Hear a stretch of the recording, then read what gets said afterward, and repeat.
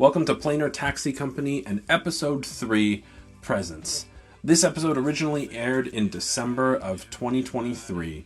As part of this episode, we hosted a Holiday Heroes Feast, which was a potluck that our cast brought in to provide food and so much merriment for our audiences. It was a really wonderful event. We gave away t-shirts, we had stockings that got stuffed. It was an absolutely exciting time, and we were so very, very happy that we could do it. We would love it if you would join us as part of our live shows. You can get tickets for those shows anytime at www.planartaxi.com. All you have to do is go there, grab your tickets, and if you are in the Baltimore area, you can come and see us and interact with us live and in person. We'll have you roll some D20s, and we might even feed you. So get your tickets now for future episodes of Planar Taxi Company at www.planartaxi.com. And now, enjoy Planar Taxi Company, Episode 3, Presents. Okay, great. All right.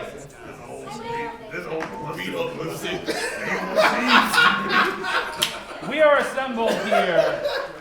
It is the midwinter holiday season, which means something to some people and a little bit more to others. And here on the rock, there's one person in particular who's missing home a little bit extra this holiday season, and nobody really seems to understand why. But we do have very thoughtful people in and amongst this group of adventurers, and one of them has gone to some extraordinary lengths.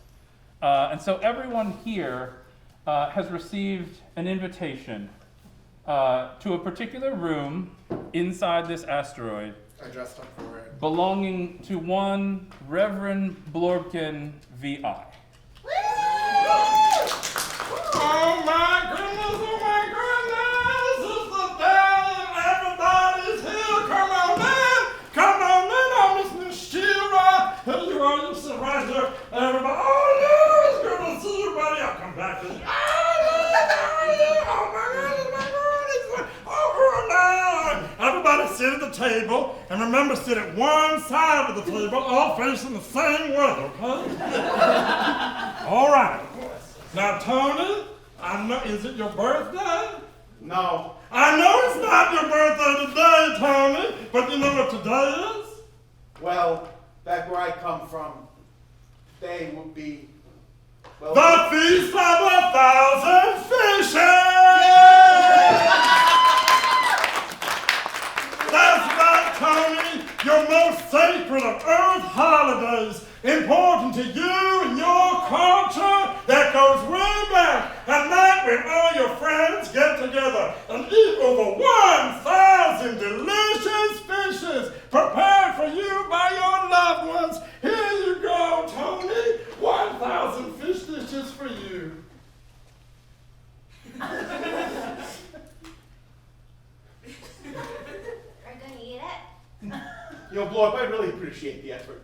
Of course. This is very sweet and, not entirely Earth accurate, but it's, see, okay, there once was a man named Jesus. All right, I'm going to need everyone sitting at the table to go ahead and make me a Constitution savings throw. That is a 20. No, everybody, including you. All right. Oh. 10, 5, 5. 0. Oh, that's true. That's totally possible for this year, actually. Yeah. 3? Oh, God. This is going to be great. Anybody else? Everyone dies. Adam, do you have your phone out? 23. What do you mean? Yeah? 23. Oh. We got their picture. Oh, yeah. Brad, you should maybe get in the middle with Christ-like arms. I have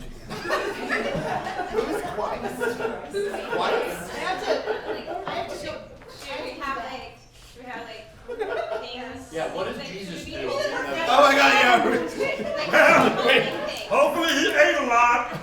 Someone be Judas all angry. Oh, I'm on it. Why are you so pissed? All right, we're done. Okay. Okay. Great. So everybody but TV's Tony Danza failed that Constitution save. And that's on Jesus. All of you begin to smell a smell I'm good. that isn't necessarily emanating from the plate that's being passed around. Good. This is definitely okay. Because there's only a few fish on that plate. But Blorbkin definitely said that this was the feast of 1,000 There's too many fishes. What did you do, Blorb? For the past 3 months, Oh no. every week, No. I've called Brown, and I've rolled 3 D20s. Oh, no. And that has determined how many fish I have been collecting since the first week after our first meeting together. Is that true? That is absolutely fucking true. I have been rolling for fish for 10 weeks. And this very day, I have collected 1,225. Weird, right? Yeah. Fish! From all over the universe. This. Now, maybe I should have told you about my place first. Maybe. Please describe the room that we're in. Oh, Right yeah, I forgot that, right? So, you know how, like, the rock has 2 halves. One that faces towards the stars, it's bright, and then one that faces towards the void, where it's dark, right? So most of the stuff you do is on the star side, but most of the places where you live is on the void side. So when Blorbkin was asking the rock, hey, can I come live with you for a little bit? You know, control and whatever, the real estate agent.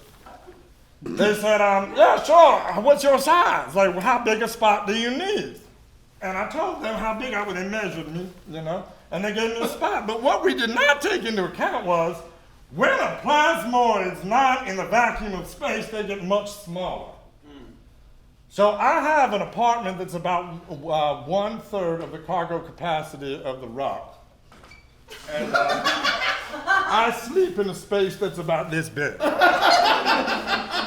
So you're standing in like an aircraft carrier hangar with like this table and a little bowl of sleep. You know, I've always wondered what the hell this room was for. You walk past it, and I always thought it was your room for cars and stuff. You've been just I'm screaming. in here? Yeah, mostly in here, you know, hanging out. And this is where you've been. Good acoustics. Yeah, the garage is much smaller than this. So at this point, it becomes very, very difficult to continue to breathe because the stench of 3 months of fish from all over the galaxy is definitely hitting each of you hard. Only 999 more dishes to go. Did anybody want to finish this up? Anybody else want another? Blorb, Yeah? I'd like to tell you about another Christmas Thousand Fishes activity that we can all do. No, You did this. it's great. It's where we go outside of this room to another place and we all sing Christmas carols. Who's Carol? I don't know her. I want to know her. I want to know it too. Let's go find Carol. Well, fellas, everyone follow me. All right, let's go.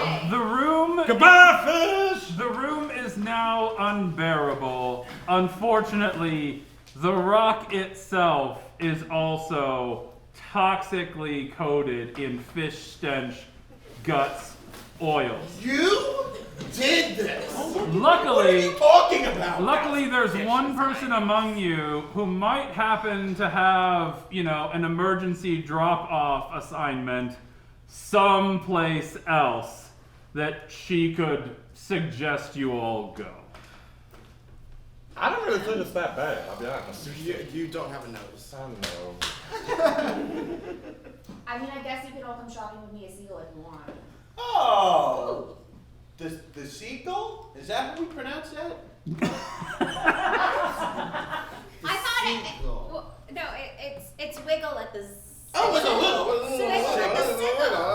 Wiggle I like the always seagull. thought it was Seagal. Whoa. That's a good one. Yeah, I I like know that. that guy. Does anybody have a ship that could take literally everyone? Off the rock while we fumigate? Yes. Oh, I think there Renaissance might World be a Tour. party Okay, everybody bus. get in the Renaissance World Tour and let's fucking go shopping. Amazing. Shotgun! I'm all for this. And with that, we have begun. 3 months of fish? Monday's rough and Tuesday's bad and everybody knows. Wednesday you could take or leave and Thursday fucking blows. Friday should be better, oh, if I had money, time, or friends. But the weekend comes and the weekend goes and it all fucking starts again. I'm gonna take a ride on the astral sea, yeah. Cause there's only one place in this multiverse where I can be who I wanna be. I'm gonna take a ride on the astral sea, yeah. Get in, losers, it's time to play D&D. Your job's a wreck and the pay is crap and your boss ran off to Timbuktu. And you've been living in your parents' basement and now you're fucking 42. You wanna go somewhere where your problems aren't there and all the creatures are hot as can be. Is it a fetish? No, it's a game, let's go. It's time to play some D&D. All right, welcome to episode 3 of Planar Taxi Company. Woo! Things are a little bit different, as you can see, this particular episode, because it's the holidays. And some of us have stockings, and some of us have trash bags, and some of us are trash bags, and some of us have excellent stockings. My name is Brad. I am the GM for this evening. These folks are the players, and we are going to be bringing you tonight's episode, Presents. We're very excited about it, but a couple of house rules right quick, okay? The first is you all now obviously have your D20s, which is fantastic. At certain points in the evening, I will call for rolls, maybe from 1 or 2 of you, maybe from all of you. Who knows, and we'll see what happens, okay? Not every roll will be an audience roll, but some will, and it'll be fun. And then there's one rule that trumps every other rule in the world, which is... Flashback. Don't be a jerk is a really great rule. Thank you very much. But here, the flashback rule is the most important rule you need to know in the course of the evening. The flashback rule goes like this. Somebody starts to tell a story about one time that something happened to them, or it reminds them of that one time that they went to some place, and as they say that, Flashback! somebody yells flashback. That's not my one. When somebody yells flashback, and this is just the example time. When somebody yells flashback, whoever yelled flashback, that person gets to determine who amongst this cast of characters will be playing what role as we act that flashback out for you live on stage. Okay? So we will literally interrupt what we're doing, and there will be a flashback sequence portrayed by these people. And it obeys all the same rules of D&D. We will roll things, stuff will happen. You can literally affect the past, the present, and the future. Nothing. We're trying to be This fun. happens all the time to We're me. confirming the number of fish. So yeah, there will be a couple of instances tonight where I will control the flashback, and I will not allow others to change the flashback that is happening. Okay? That's fair. I know. I'm sorry, but it's the holidays. Don't be sorry. I'm not going to be Dang, sorry. GM is such All a right. on today. Those, I think, are all the things that I have to say, and now... It's like the GM thinks he runs this world. Oh yeah, those are all. Tonight's episode is dedicated to the lives of Norman Lear and Andre Bauer.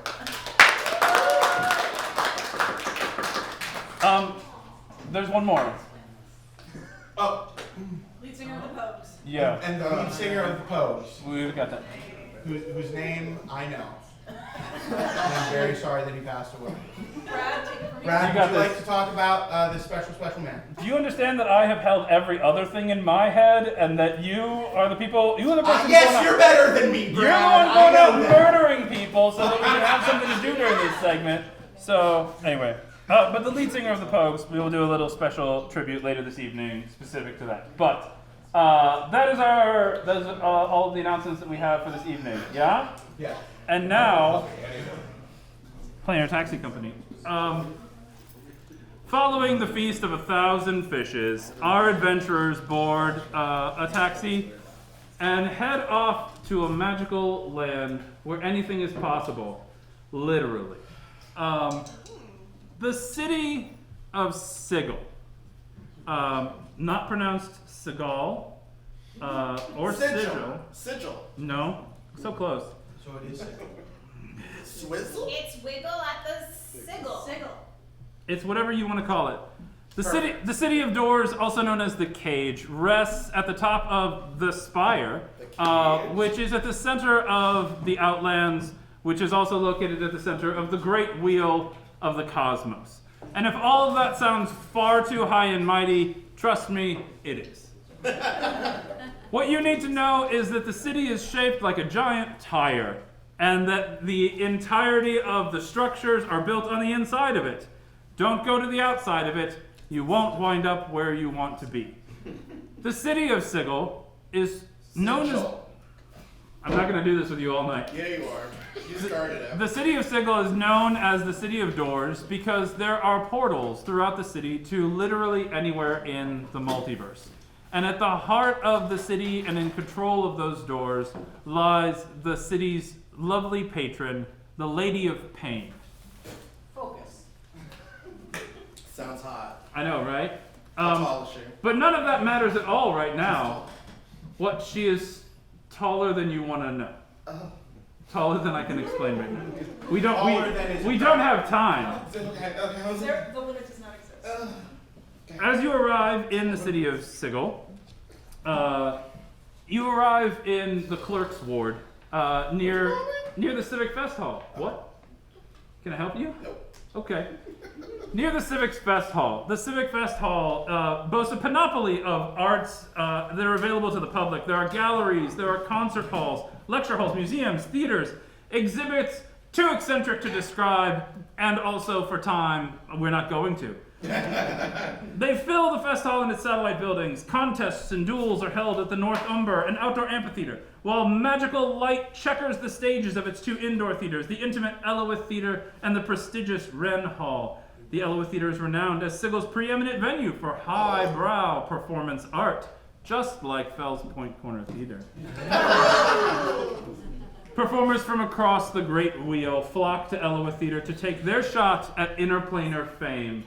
And our adventurers arrive, disembarking just outside the Civic Fest Hall. The streets are crowded during this holiday time. Comers and goers, people headed to shows, watching ballerinas and nutcrackers and who knows what else on intergalactic levels. But this is just the beginning, just a taste of what the city has to offer.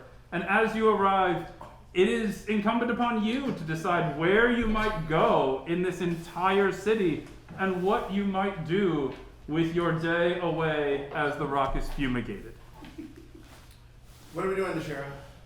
I gotta go see a guy about a thing. Can I go with you? No. Please? No. Well, I'm going to go down to the market ward. There is this wonderful restaurant called the Gastronome that I have heard great things about.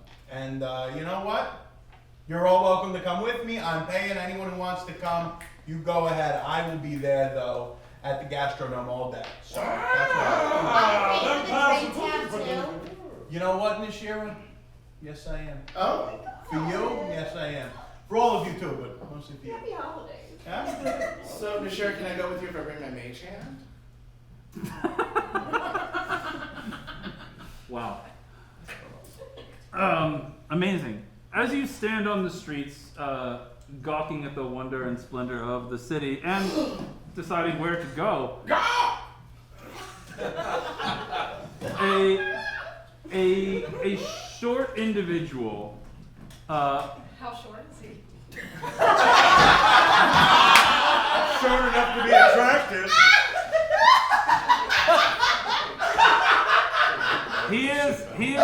He is legitimately a minor.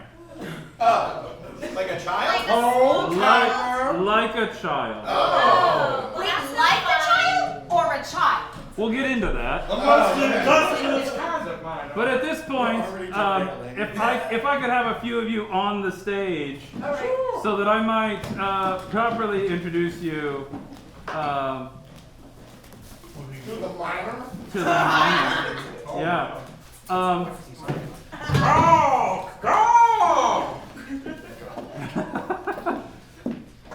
Oh man, why haven't we done any jobs here? Well, since you're nice for us. I think they have everything they need. That's probably true. Mr. Shura, do you need help or anything? Do you know where you're going? Yes, I do.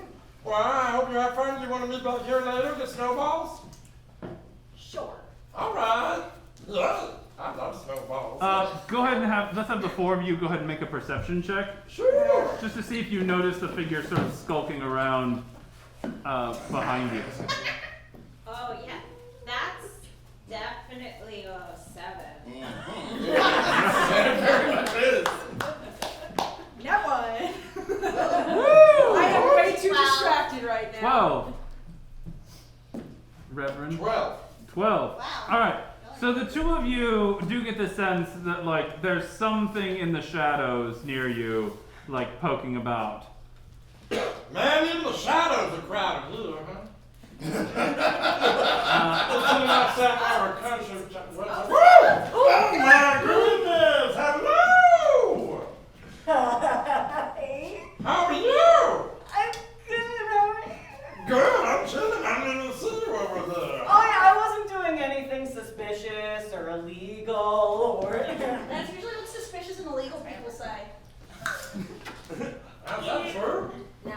Seems so obvious. No. No. So then what are you doing? Well, see, where's my gosh darn list? I got this list from my lady, and I'm trying to find these things by midnight, otherwise something crazy is gonna happen in Sigil. I don't know what's The waters of love! Who's your lady? Lady of Pain. Tony Danza, at this point, could you join us? No, we're not. Sounds like my ex-girlfriend. Tony, I need you to make a perception check for me. I'm staring at him. Yeah. No, I know. Oh, okay. Yeah, I mean, you can probably make it with advantage or something, right? Or you can do investigation if you'd like. That's fine. Really, I'll do perception. Great. It's all the same to you. It's all the same to me. It really doesn't It's a matter. 15. Amazing. Yeah. Tony Danza, you definitely recognize this short individual as TV's Fred Savage.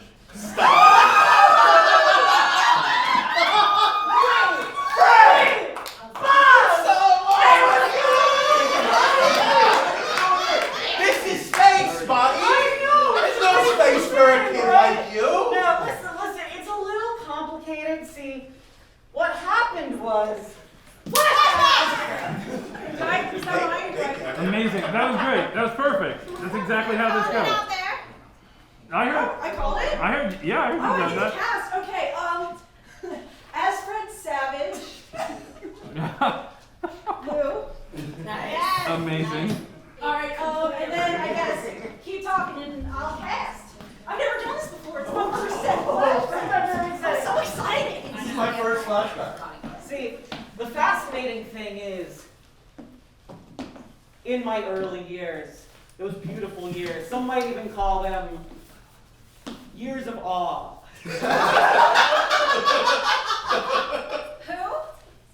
Who? Might call them years of awe. Just the general, like the we, the royal we. Anyway. Man, this guy's royalty. Why, thank you. Watch out for the lady. Royalty. The tricky thing is, and I so wish I could remember what was happening, but there's this fog in my memory from the days before Sigil, from the days before the Lady of Pain. I remember sitting somewhere encapsulated. We're gonna need a Tony Danza, and we're gonna need like 3 other people. Nashira's Tony Danza. And then, yeah, I guess the rest of you guys. Great. One of these people wouldn't happen to be fucking Scott Baio, would it? Probably. God damn Probably. it. Yeah. Jesus Christ. So I was sitting. Should I grab my shirt? Yep. No, you worked too hard on that outfit. I did. Yeah, don't break your sacred heart. I was sitting in my seat wondering, where had I come from? Where was this going to? Then suddenly, pitch black. In front of me, all around me, all sides. The next thing I know, boom! I'm down on the ground, surrounded by steam coming out of the vents, the dirty, rusty vents around me. I see the buildings, the people milling about. I see I'm in a place not unlike New York, but in a little bit of like a whimsical fantasy sci-fi-esque. You get the deal. Yeah. And the strangest thing, I remembered my name. My name is Fred Savage, but who am I? What had I been doing before? The only hint, the only clue, was this single piece of rumpled paper in my pocket, referring to a Kevin, a Jack, and something called my father's office. What this means, I don't know. I might never know. Amazing. That was an amazing play. Yes, do these names sound familiar to you, I think? Let me in. Oh, wait, this is your Earth language. Yeah, it's your Earth language. What do you got? What do you got? What do you know? Shot! Jack! Jack got shot? I'm not Jack. This is Uno. Who's Jack? Yeah, Tony, do you remember any of this? I mean, it's a good job, but he shakes his head and raises his eyebrows. It's not what I thought I'd be doing with my life. And the audience. Hey, buddy, this is a script, man. And this is good stuff. Yeah, I don't know. Oh! Yeah, you were on that. Oh, hey. Some sort of theatrical This is a very professional, Tony. It's not 9 by 13. Oh, my Lord. Call back. Galactic. Yeah, no, Fred. So what's going on here? Yeah. Right. So this. Okay. Back on Earth. You remember Earth? Okay. See, I fell through the portal, amnesia, Yes. it's a whole thing. No, I get you. Okay. Yeah. You're, you know how all these people are aliens? Yeah, I figured that. You're also an alien, but from the best planet. No. Earth. Yeah, it's called Earth, and let me tell you, you were lucky to be Point from... of order. Yeah, Point of order. I don't want to trip you out, but you know that humans are actually originated from Sigil. I'm completely fucking serious. I mean, you vibe check me here. Yeah, but no, humans as a race originate in Sigil. That is. I've heard that America, story, is not- but I'll let you know humans are from a planet that is 6,000 years old. And they're willing to- I know you were from TV. What?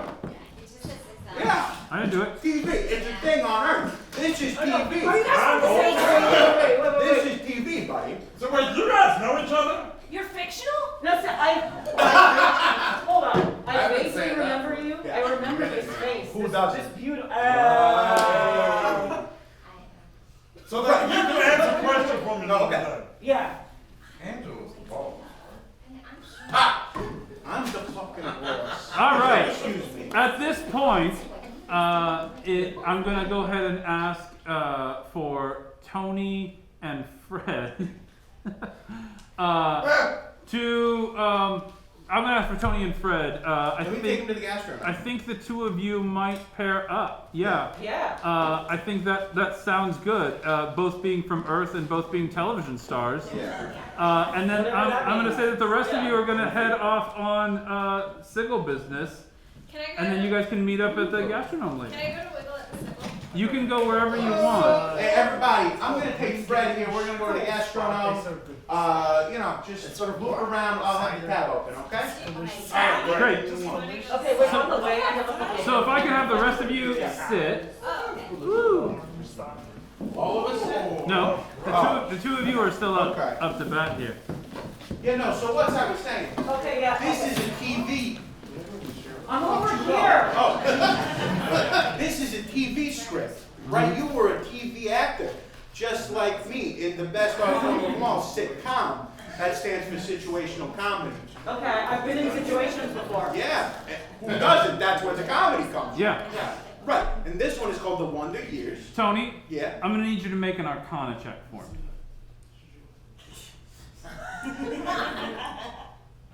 Did I Google which Savage brother was which? Yes, I did. No, we're off to a rocking start. I didn't even know they were related. Oh, God, sorry. Now he's being Wow. I'm not from Florida. 7. Amazing. You are explaining the intricacies of television scripts to 12, 13-year-old TV's Fred Savage. Oh, so he's actively 13. He's Correct. not modern day Fred Savage. Correct. I did not lie to you when I said he was a minor. I'm a child. Well, yeah, but adult Fred Savage still looks like a child. That's what I thought. No. Yeah. So point of order. This is 1988's Fred Savage. Got it. Yeah. Okay. Yeah. During the filming of season 1. Correct. Okay. Last thing I remember was 1988. I'm 13 years old. Something important is supposed to happen in my life at around the age 13. I don't remember So what you it is. remember me as beautiful. Whoa. Don't do that. I've aged like a fine wine, but in 88, I was a fucking... Okay. Whoa. Oh, calm down, 13-year-old Fred Savage.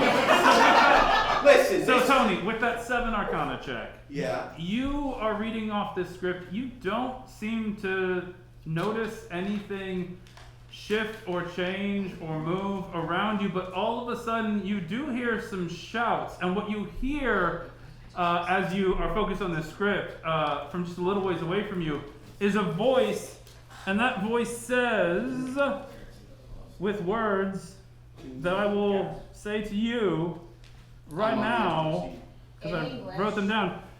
The voice says, well, Lubert Pumpernickel, I told you what would happen if I saw your face again. And then you hear the sound of what sounds to be like a fist striking fur, and a small herringon rolls across right in front of you and smacks into a wall.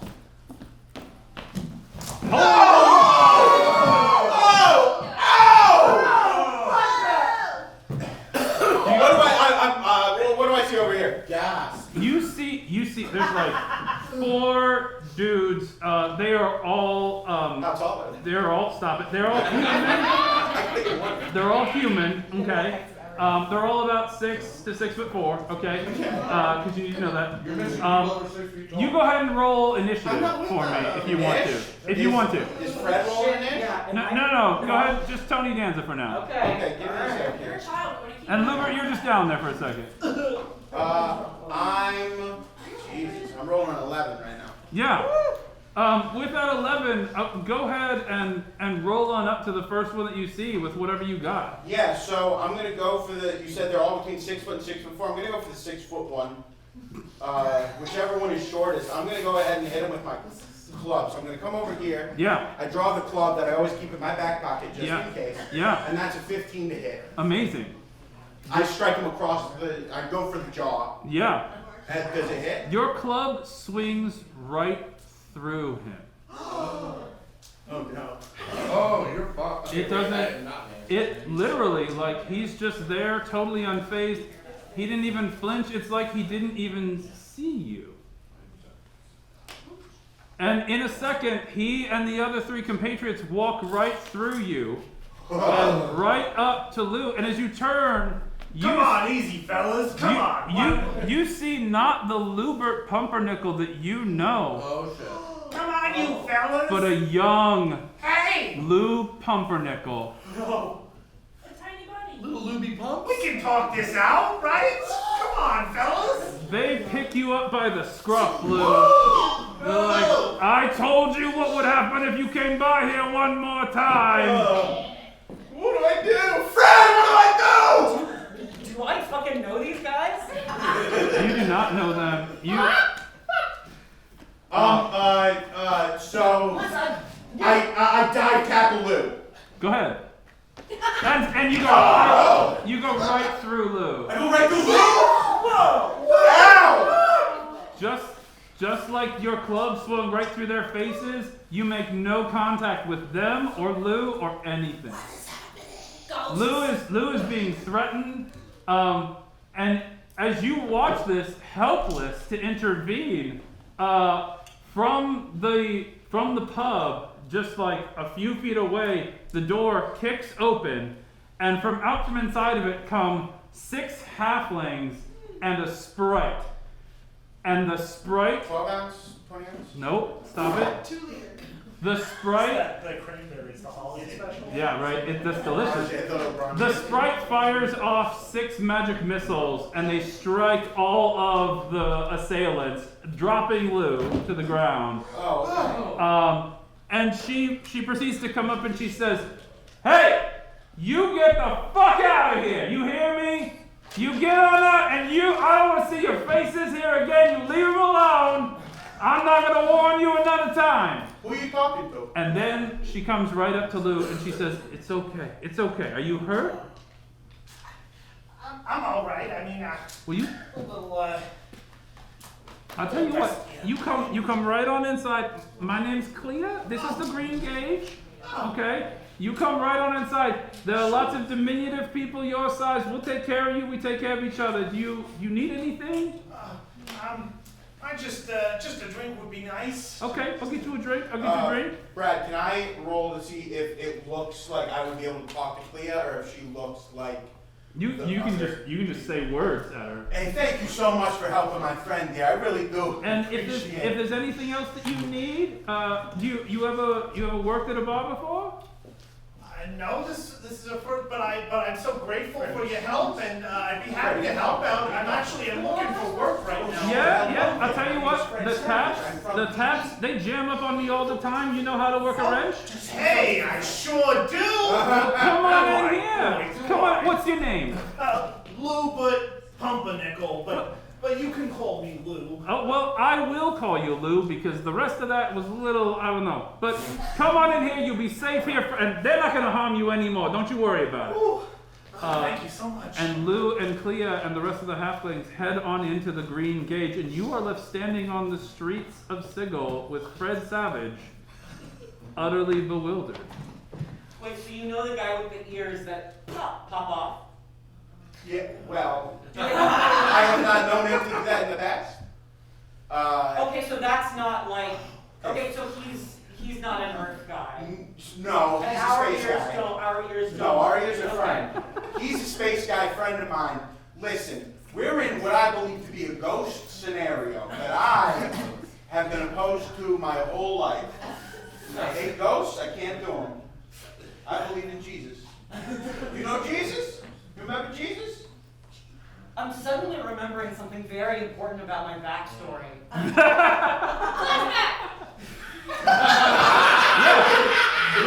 Go ahead and make a history check to see what you remember about Fred Savage's backstory.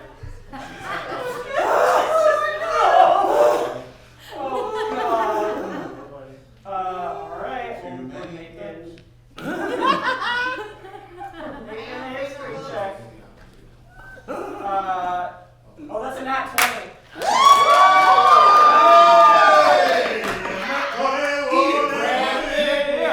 Absolutely. I remember before the void, before all of these people and these beautiful things, I was seated in a chair in front of a beautiful cabinet. I had this giant, almost papyrus, but not quite, right in front of me. There was no one else in the room except my teacher and I was looking down at the papyrus, and he was telling me why. I'm gonna need everybody to roll Catholic guilt. It's high. It's got to be high. Natural right? 20. No, that's a 19. 19. That'll do. No, I mean, point of order. We're not talking about. No, we are not. We are absolutely not. Right? That's just the vibe. That's just the vibe. Yeah. Wise old teacher. What was on your head at the time? Something like this, but without this. Yep. A lot smaller. And Yeah. pinned there with many little things. And it itched the top of my head so bad when my wise old teacher said, "Fred, you gotta keep your keeper on. Don't you know the sacred place we're in today that your forefathers would have loved to see you thrive in? Now read the Haftorah again." And I went, okay, Rabbi Goldblum, I'll do it again. I'm so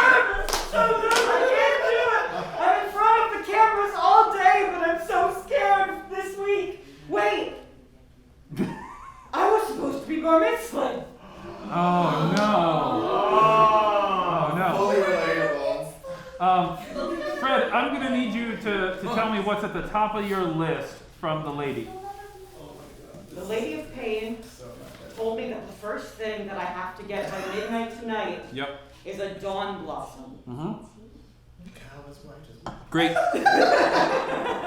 Awesome. As you stand here on the cusp of manhood with TV's Tony Danza,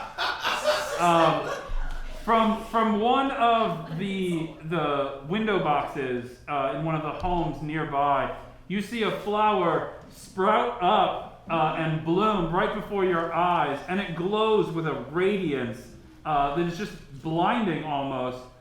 You go ahead and step on up to pluck it.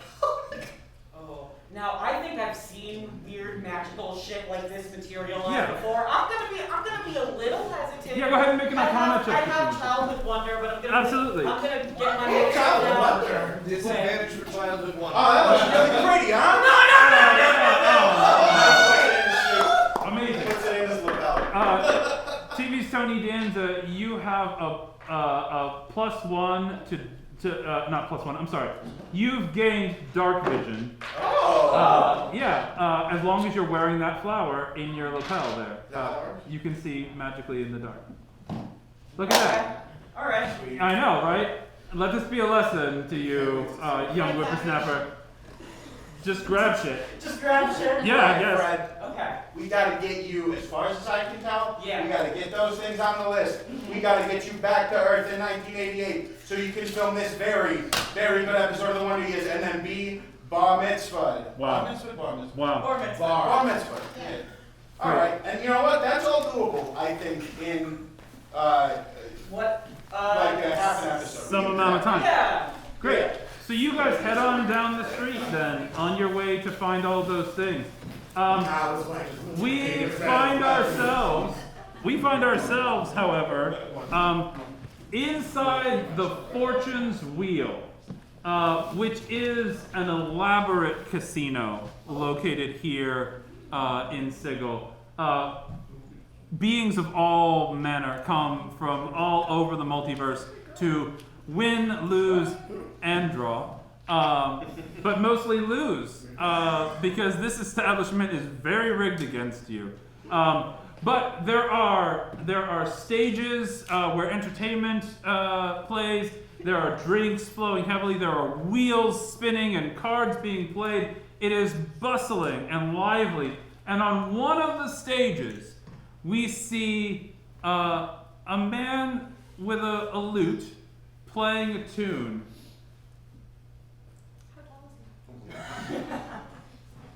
Why are you pointing at me? Because you're the man. Let's go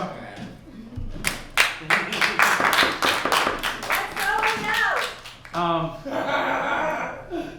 Dressed in some clothes.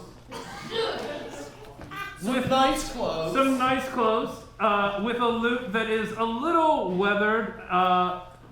Uno is giving it their best. They are eager for this opportunity. This is potentially the first time that they've taken the stage here at the Fortune's Wheel. And they know that the people in the crowd are change makers across the multiverse. Talent seekers, if you will. Nope. No, we're not going there. And so they play and they sing. They play and they sing a couple of lines. Baby, when the lights go out, you will succumb to me. So baby, come to me. Yeah, that's about the reception that they receive. And in a couple of moments, two bouncers appear at either side and sort of grab them bodily and escort them off the stage. But I got one more. Nope. Dirty Pop! Dirty Pop! As they're escorted off of the stage, what looks to be a casino manager, a tall elf, about 7 fucking feet tall, walks over and says, "Listen, kid, I'm not going to tell you again. You serve drinks, all right? That's what you do here. You are not the star. You are not the talent. You serve the drinks. That better be water. You serve the drinks, all right? I need you back out on the floor. Tables 7, 8, and 13 are yours tonight. Look, you can have a chance on open mic night, but you can't have a chance when the high rollers are here, all right? The high rollers are the ones I'm trying to perform for. Look, I get it, okay? But you're going to be out of a job. You're going to be performing on the streets if you're not careful, okay? Look, this isn't coming from me. You know, you and I, we understand each other, right? Okay? Yeah. But they're bosses, right? Higher ups. And one of them is out there at table 13 right now, okay? Okay. All right? And you get them those drinks. You get them what they need, okay? Head right on over to the drink station. I think somebody's got something special for you. And you walk over there. Go ahead and make a perception check for me. I know you walked away from all your drinks. Wait, I was not paying attention. Oh, wait, we're open. And I'm gonna walk. And we're walking. And as we're walking, TV's Tony Danza and TV's Fred Savage appear in the back of the casino to watch what is about to occur. And so like I was explaining to you, right, so it's like What'd you movies, get? but it's small. Great. But it's a bigger industry on the whole. I mean, when As you approach the drink station, you notice someone, not you guys, you stand back there. As you approach the drink station, you notice somebody there that you haven't seen before. She is tall. How tall is she? She is about 6'6". Oh. She has a long jackal-like face. Ooh. She is dressed to kill. And she is putting something in one of the beverages that you are meant to take to table 13. She sees you, seeing her, and she says, "Darling, Who's up there? I think this is for you," which is to say, this is for you to deliver. Okay. I was like, well, I mean, I'll drink anything you give me, baby. No, if you could make sure that the gentleman at table 13 receives this green one right here, you and I will, well, let's just say I'll owe you one, and being owed one by me is no small treasure. I'm picking up what you're dropping. I'm on it. And do you head to table 13? I want to know what's in this first. Are you gonna taste it? I don't know. No, watch for a second. Yeah, go ahead. This is super important, and I'm really sorry. Do you have to pee? No, this is the 3rd episode. I just noticed Jay's wearing a wig. This is my real hair. How dare you? Wow. How fucking dare That you? is Jay's hair. They own it. Hey, who's having my hair? Oh. Wow. Wow. Wow. DM, I don't like PvP. Yeah, no. There's, is everybody okay? Yeah, we're right. Should we need a circle? Okay. All right. No, it's, yeah. All right. So, yeah, you can take a look at this. If you'd like to do an investigation. On the wig? No. On the drink. You can also, if you want to do like a, I'll let you do like a medicine check. 25. If you want to do a medicine. But never mind. Fuck you. 25. Yeah. So this was like a pretty standard cosmopolitan. But it's definitely not anymore. There is something in here that is definitely intended to cause significant harm. Do I know who's at table 13? Your boss. Oh, my boss. Ugh, he's an asshole. Your mega boss, like the literal owner of the casino, is at table 13, and that's who you've been instructed to hand this drink to. I'm going over to table 13. But I'm going to tell my boss. Yep. You might not want to drink that. Oh. Yeah. Go ahead and make a persuasion. Oh, you're just trying it today, aren't you? I just want to see whether or not your boss gives a shit what you have to say. 22. 22? How's that even possible?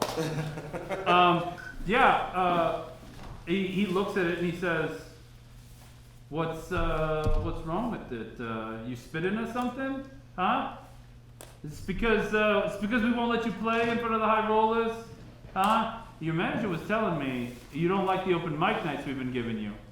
I just want a chance to perform. Look, we all want a chance to perform, okay? But some of us perform at the open mic nights, and some of us, have talent.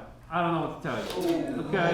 All right? How far away are we from this? Do we hear this? You can hear everything that's going on. Okay. Now I recognize that this. Can I do a perception? Like, is this the Uno I know? Is this? This is a significantly younger Uno. Okay. They're significantly less sure of themselves, Uno. The Uno that you know would never wear that wig. I'm gonna.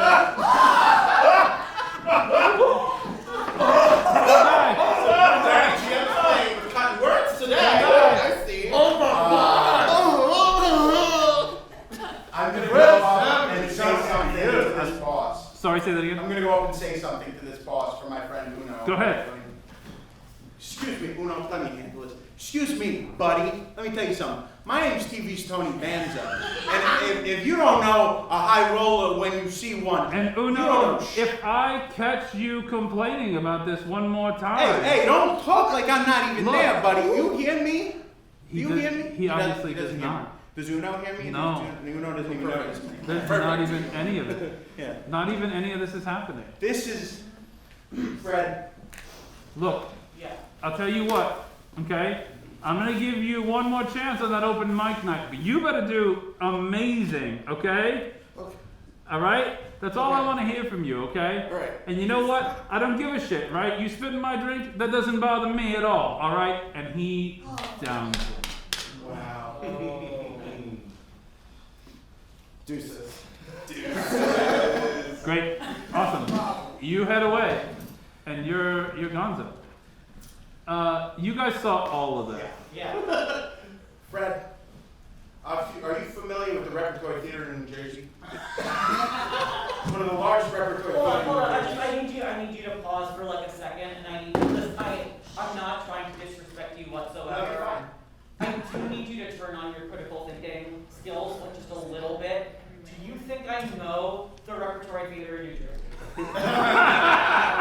Hey, it was a fucking hypothetical. Okay, sorry. For the boss, please continue. Okay. In 2007, I played Ebenezer Scrooge there in the production of Christmas Carol. Wait. I need you to pause. Pause. Don't insult me again with the pause.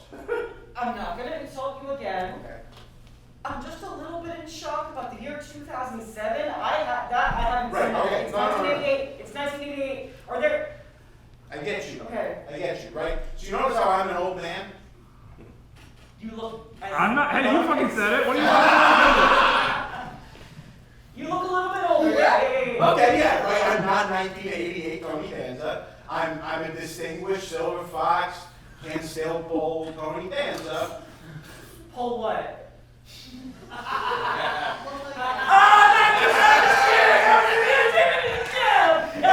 I've seen horrible things. Jesus Christ. Yeah, unfortunately, that part is coming back. Yeah, okay. So I was at the Repertory Theater in New Jersey. Flashback. Oh, you baited that one. That was a baited flashback. This is a cheap flashback, and real quick, this is a real flashback. The story of Christmas Carol as done by Tony Danza. Jesus Christ. As quick as human.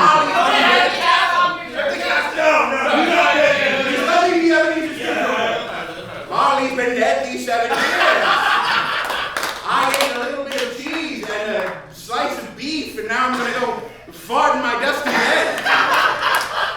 What's the head on the doorknob? Oh my God! I believe in Jesus now.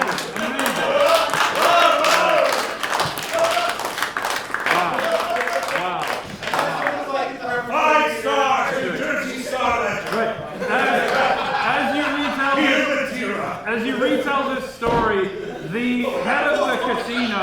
drops dead on the table in front of you, and from their ear, strangely enough, sprouts the next thing on your list.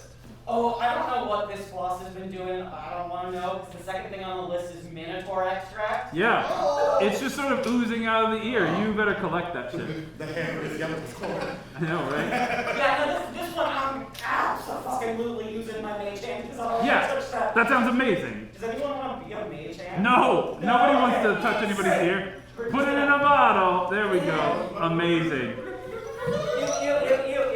Ew. Great. Gross. But you eat that? Unfortunately, yeah. For the Lady of Pain. For the Lady of Pain. Now you work for the Lady of Pain. I do, and How long have you been working for the Lady of Pain? well, it's really hard to tell time Yep. here, because I don't have calendar. And then we move right along into our next. As we get too deep into the details, we're moving right along. What are the Japanese? We open. Sorry. What are the Japanese? Is this a part of our plan? It might have been. I mean, yeah, you know, these things happen in the past. Don't live in the past, like Tony Danza and Fred Savage. Oh, all right. Close up on a small storefront. It is crowded with papers and random knickknacks and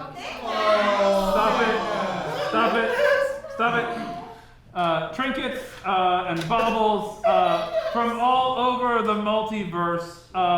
There are a couple of desks, and at one of these desks, an intern is working diligently.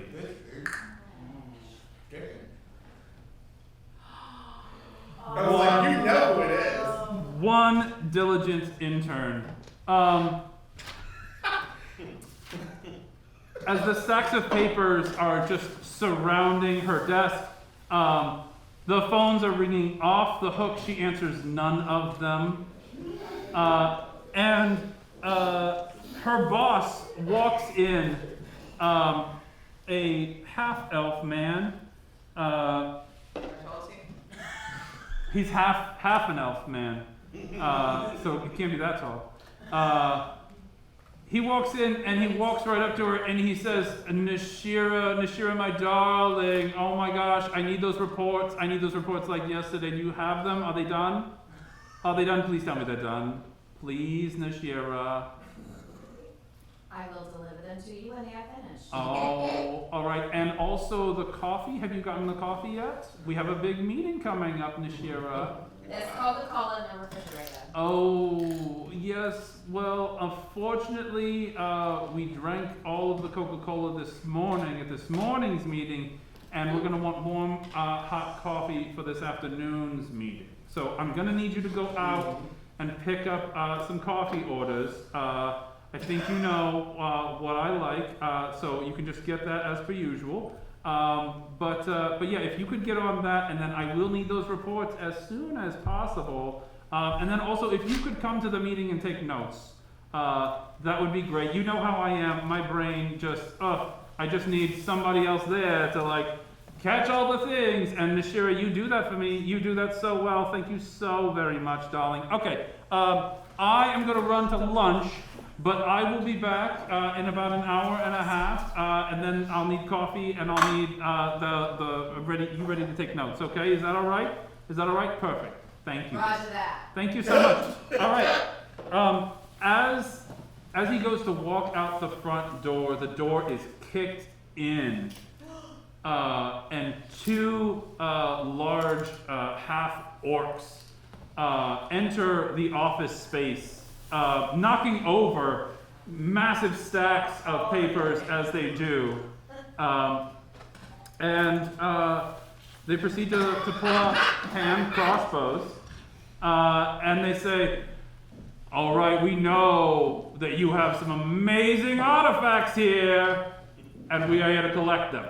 Okay? So just no funny business, no nothing about it. Just give us whatever your best haul is. You just put it right here in this sack. And your boss is standing there and he says, look, I'm sorry, most of the things that we have, they don't belong to us. They belong to adventurers that we employ and then crack. he is struck right across the face and falls like a lump of nothing to the ground. A lump of nothing? That doesn't fall very hard. I know. It's a lump of feathers. A lump of bowling balls. Yeah. He falls like a lump of bowling balls to the ground. And then it is just Nashira and these two half-orcs who are pointing their crossbows at her, demanding all the treasures of Acquisitions Incorporated. Oh. Can I get the spelling of your last name? I'm sorry? Can I get the spelling of your last name? Go ahead and make an intimidation check. I'm sure has a natural advantage to intimidation, right? Yes. From existence. 20.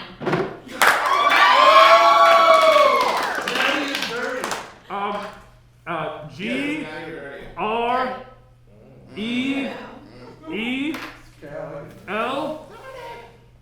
Wait, sorry. I wasn't paying attention. I'm so sorry. G R E E L.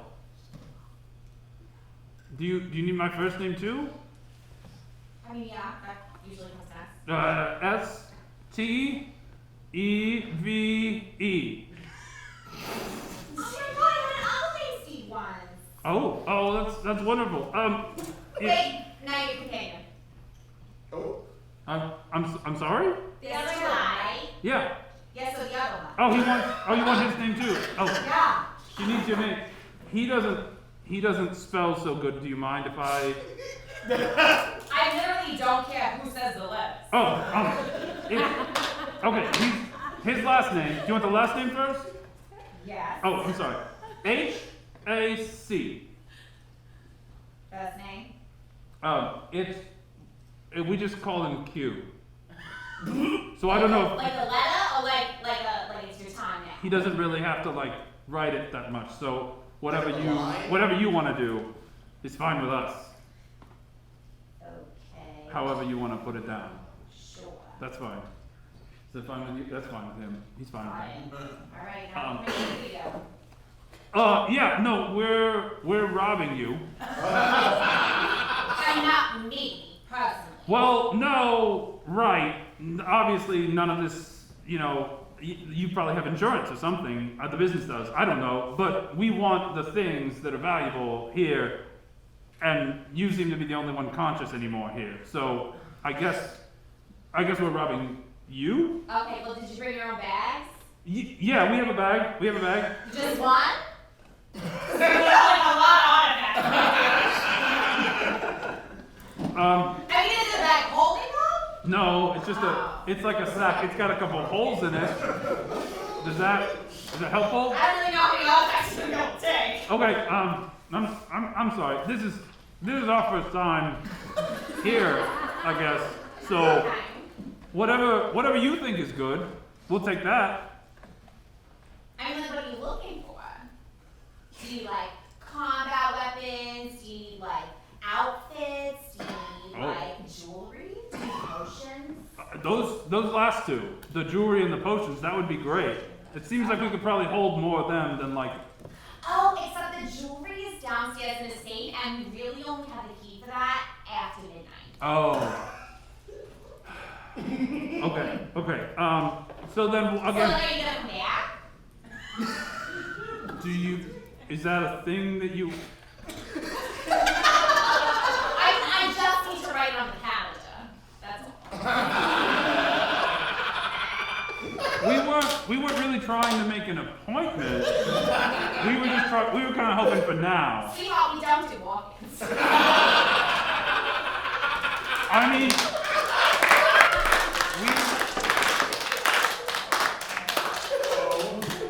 we just kicked the door in. Like, you don't even have a door anymore.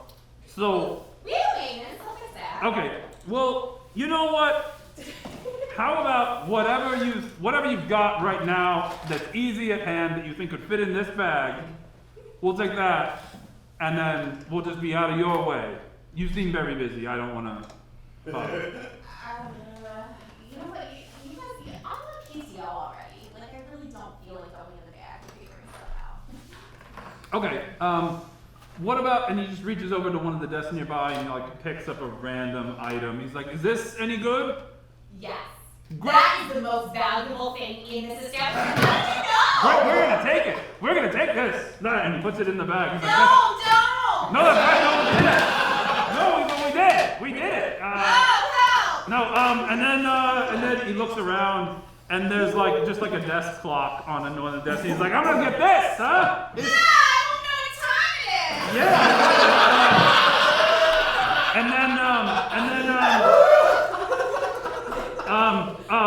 I'm gonna. Oh! And he reaches down and he. I swear to God, touch this bottle of champagne. Oh no. No, we don't. Okay. That's fine. I mean, it's already open, so I'd probably just spill it. But, so No, you're right. Do you mind if I go through his pockets though? And he points to your boss who's unconscious on the ground. Yeah. All right. And he goes through his pockets. He finds like a couple of coin purses and stuff like that. And he's like, "I'm gonna take this. Is that okay?" Yeah. Okay. And then like the other one too. Is that? Yeah. Okay. Great. Well. Thank you so much. What was your name again? Christy. This has been lovely. Thank you so much for your help, and I hope that we probably won't come back. The midnight thing, it's a little late for us, so we'll probably just take this and go. But you've been tremendous help, and I wish you all the best in the new year. So thank you so much. And then they put it over their shoulders.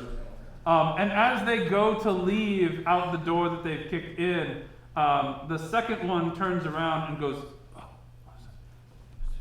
And he whispers to the first, and the first is like, "Oh yeah, do you want us to fix this? Do you want to? We could put the door back up if you want." Could you? That would be amazing. Absolutely. Do you have a screwdriver or anything, or? I have no idea. Okay, that's fine. I'll tell you what, we're gonna run, his house is not far away from here. We're gonna run to his place real quick and we're gonna get some tools. We'll come back and we'll reinstall the door. Fantastic. Great. No, thank you. We'll see you in just a few minutes. Happy New Year. Happy New Year. Happy New Year to you too. That's right. Happy New Year. And as they go to leave, we notice that Tony Danza and Fred Savage have been standing in amongst the wreck of papers, watching this entire exchange. As a young Nashira, never once stopped being as fierce as she was. She was born like this. Right, so there's a section of the play where Ebenezer Scrooge is brought back in time, much like this, I'm thinking. That's not, that's my friend. This is my friend Shira, by the way. Friend is a strong word. She actually said that? You're so funny. Weird ghost just right here into the setting. You bring in Fred, suddenly everybody's I'm going to pretend I didn't get it because that's not how ghosts work. So, that's my friend Shira, and I know her, but I don't know her. This is her from a long time ago. And I gotta ask you, do you remember coming from the casino and getting here? Well, now that you mention it, not only do I not remember that, I don't even know where here is. Right, well, we seem to be in some sort of, Yeah, so it is acquisitions, it's probably adventuring, things like that. But I don't remember getting here either. I feel like we kind of just... No, it seems like we're kind of in this, we're popping. It's like montage of past events. This literary trope where we're going to Yeah. So you do understand. Yeah, I'm seeing all You're very smart. Yeah, and Fred Savage, you take a look at the nearby desk full with papers and other things, it's a little bit disheveled. And the third thing on your list is sitting right there Oh, I was so curious what the hell this meant. The barbs of the innocent. Yeah. Oh, okay. It's literally just a potion bottle with a label that says Barbs of the Innocent. I was assuming it was gonna be like something metaphorical, Yeah. like really poignant. No, it's just some bullshit. No, it's just some bullshit. As you grab that bullshit and put it in your pocket, we are going to take a break at our first intermission. We will be back for this is technically supper. This is supper. Have some more food. We will be back in just a few minutes with Act 2 of Presents. Thank you for joining us for Planar Taxi Company Episode 3, Presents. This is the first intermission. As always, we'd like to thank our sponsors and our audiences for making our episodes so fun and for being a part of our community. You can join us at any of our live episodes by getting tickets on our website at www.planartaxi.com right now. As you can see, we have 3 more episodes to go in this inaugural season that we are bringing to you in January, February, and March of 2024. We would love to have you join us live and find out how the crew of the Planar Taxi Company rounds out this season of adventure. Please don't delay. Get your tickets now at www.planartaxi.com. Thank you. And now here is Act 2 of Episode 3, Presents. Girl, this salad smell. I love it. It's good. I love this salad smell. Between the Virgin Mary and the salada. I'm dying over here. And it's my halo. Oh, yeah, I kind of smell Did you smell her? All right. It smells like salad. Oh my gosh. Are we smelling each other? All right. Smell me now. We're back. Night salad. We're, Night salad deserves. I can't. I got a mask. I'll smell you later. You smell like a 30-30! Get out of my face for that nonsense. Take your pants off! All right. Inside the market ward in Sigil, we have come to a sort of a spa known as the Flame Pits. What'd you call me? Yeah. What? A flame pit? The Flame Pits. Yeah, that's right. Creatures of every kind take a soak in the Flame Pits, a planar bathhouse whose pools swirl with bubbling acid, molten lava, and liquid shadow. Yeah. Unicorns, Bariars, and various fiends get their hooves trimmed in grooming rooms, and Galabdur sigh as they settle into boiling tubs of mud. Patrons dry off in front of warm vents tied to windy desert realms or the chilling gales of pandemonium. This day, taking a load off in the Flame Pits, we come across Lysithian and Mira. Chapa Chapa. Oh, we are live. Taking a soak in my flame pit. That's nasty. As soon as it started coming out of the mouth. Oh shit, I forgot to grab cucumbers from the lobby. As you say that, a mud mephit sort of like wings its way by and drops some cucumbers in your lap. And, it's like, and as they fly on, they're like, "We aim to please." Please to aim. I hope the other guys are doing okay. Ooh. It never gets old. It absolutely never does. Albert, I love it. Who? I wonder who that kid was with Tony Danza. Ooh. I don't even know anymore. As you soak and luxuriate here, please describe for us the treatments that each of you are receiving this day. We doing this.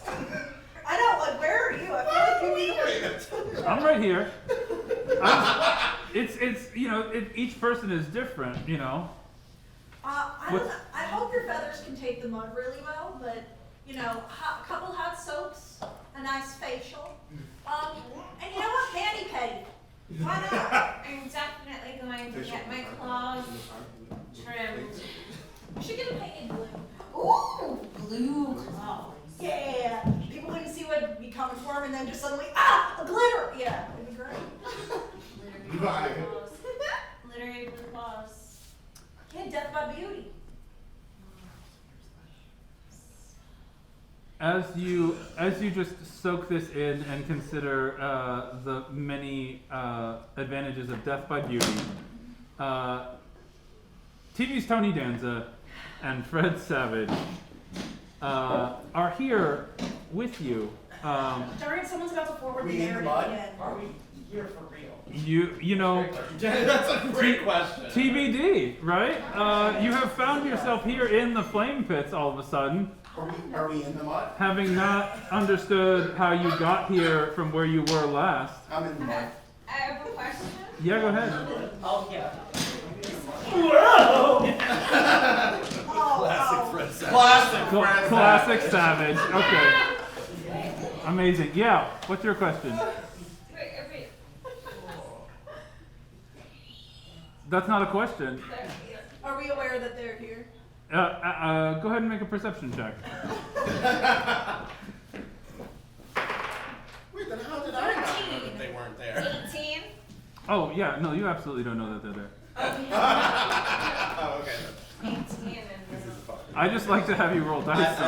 So guys, like I was saying, me and Freddie, we're in a kind of predicament where nobody can see us. Everyone's looking kind of younger than we know them to be. They can't. They don't look any younger at all. They look exactly the way that you left them. What are you talking about, Man, TV's Tony Danza? This spot treatment ain't working if we don't look any younger. They look a little bit younger. Their skin is so firm. Wrinkles disappeared. Like it's done wonders. Thank you, Mudman, but I want to make sure we get my money's worth. Absolutely, Okay. absolutely. We aim to please, and then he flies it up. When I was last here on Sigil. Oh wow! Way to take a cue! All the way in the back row. Flashback. What do we got? I'm telling the story of the last time I was here on Sigil. Yeah. Who do you need? I'm going to relay a story of my brief employment as a go-go dancer. Oh, okay. All right. So please? so we're gonna need a Mira go-go dancer. Yes. Oh, that's right. A boss from the go-go dancing place. Like you do. And at least 2 clients. And 2 clients. Okay, so we're gonna need 4 people total. The boss is Tony Danza. That's right. Of course. Of course. Buddy. Who is the boss?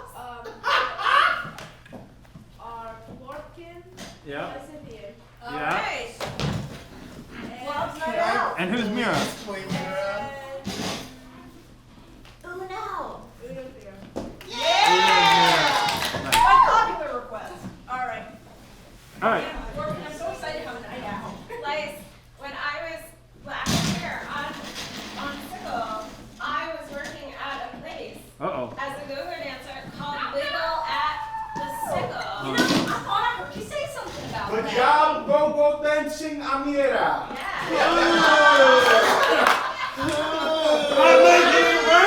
It's enticing, but it's not too much. There's a very fine difference in our business and the other dancing. Just you're wearing clothes, and it's kind of different. It's good. This is tasteful and artistic. Unfortunately, there was a problem with my shoes. And I fell off of the stage into a client. Oh, dancing, Amira.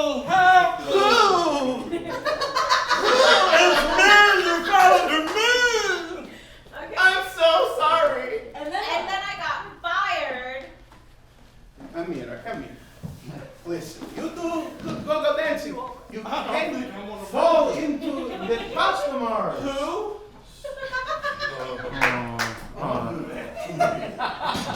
It's so charming when you do that. But no, you are fired. And no, you can't fall into the cut. Feathers everywhere, big bright blue claws. And scene. Trying to avoid that. Good times. It was like all of like 45 minutes. Wow. 45 minutes. Yep. You were really the 10. I'm sure you were a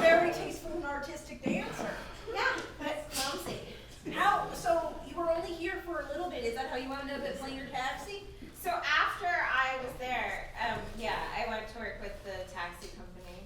I didn't know that about you. You don't see me. I didn't know that about you. Wow, I think I've really grown as a person from learning more things about my coworkers. Go ahead. You know what? Fuck you. Make an auto mechanic check. What am I making? Make an auto mechanic check. Since you're trying to learn more about your coworkers, you go ahead and see if at your place of business. Skills. Scroll down to auto mechanic. It's really there. I forgot we had that. Always there. Yeah, go ahead. What do you get? Script fail. That's for a 5 total. You know what, Tony Danza? I don't think you've learned enough yet. I don't think you've learned the true meaning of whatever the fuck is going on this holiday season. But, Fred Savage, Yeah. the next thing on your list seems to appear right in the middle of the mud you're sitting in. That's crazy. It's a single bean. A bean that should have come from a river, because that's what it's called, but instead it's in the mud. It's a river bean. You know, Oh yeah, rivers have mud. river bean. So, fun fact, river beans actually don't come from rivers, they produce them. So if you were to plant that bean... Guess that's why you're not a man yet. Oh Whoa. That's the Whoa. last thing they opened. They Jesus, revealed that. Jesus. I'm just saying. L'chaim. Okay. So... That's the last mystery. Sorry, I don't know why I don't like Fred Savage. All of a sudden, Fred is bringing out the savage in all of us. apparently, yeah, amazing. And so now, having come to the end of our day at the spa, Yeah. Can I say I'm I enjoying just wanted Fred's to know. bindle right now? I love Fred. Fred's bindle is giving me joy. guys, stop. Sorry. Very affirming. Thank you. Mira, I guess I want to know, do you miss it? Miss what?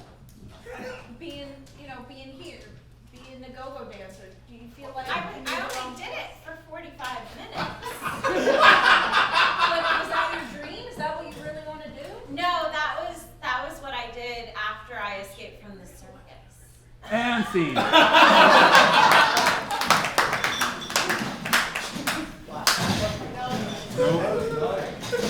Sometimes you gotta cut it before the flashback can take place. It's amazing.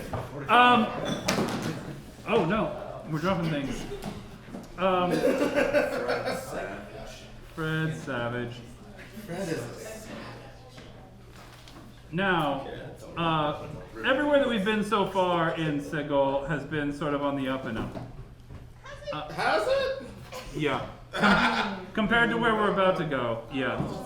In the lower ward, there's some dark and mysterious, What'd you call me?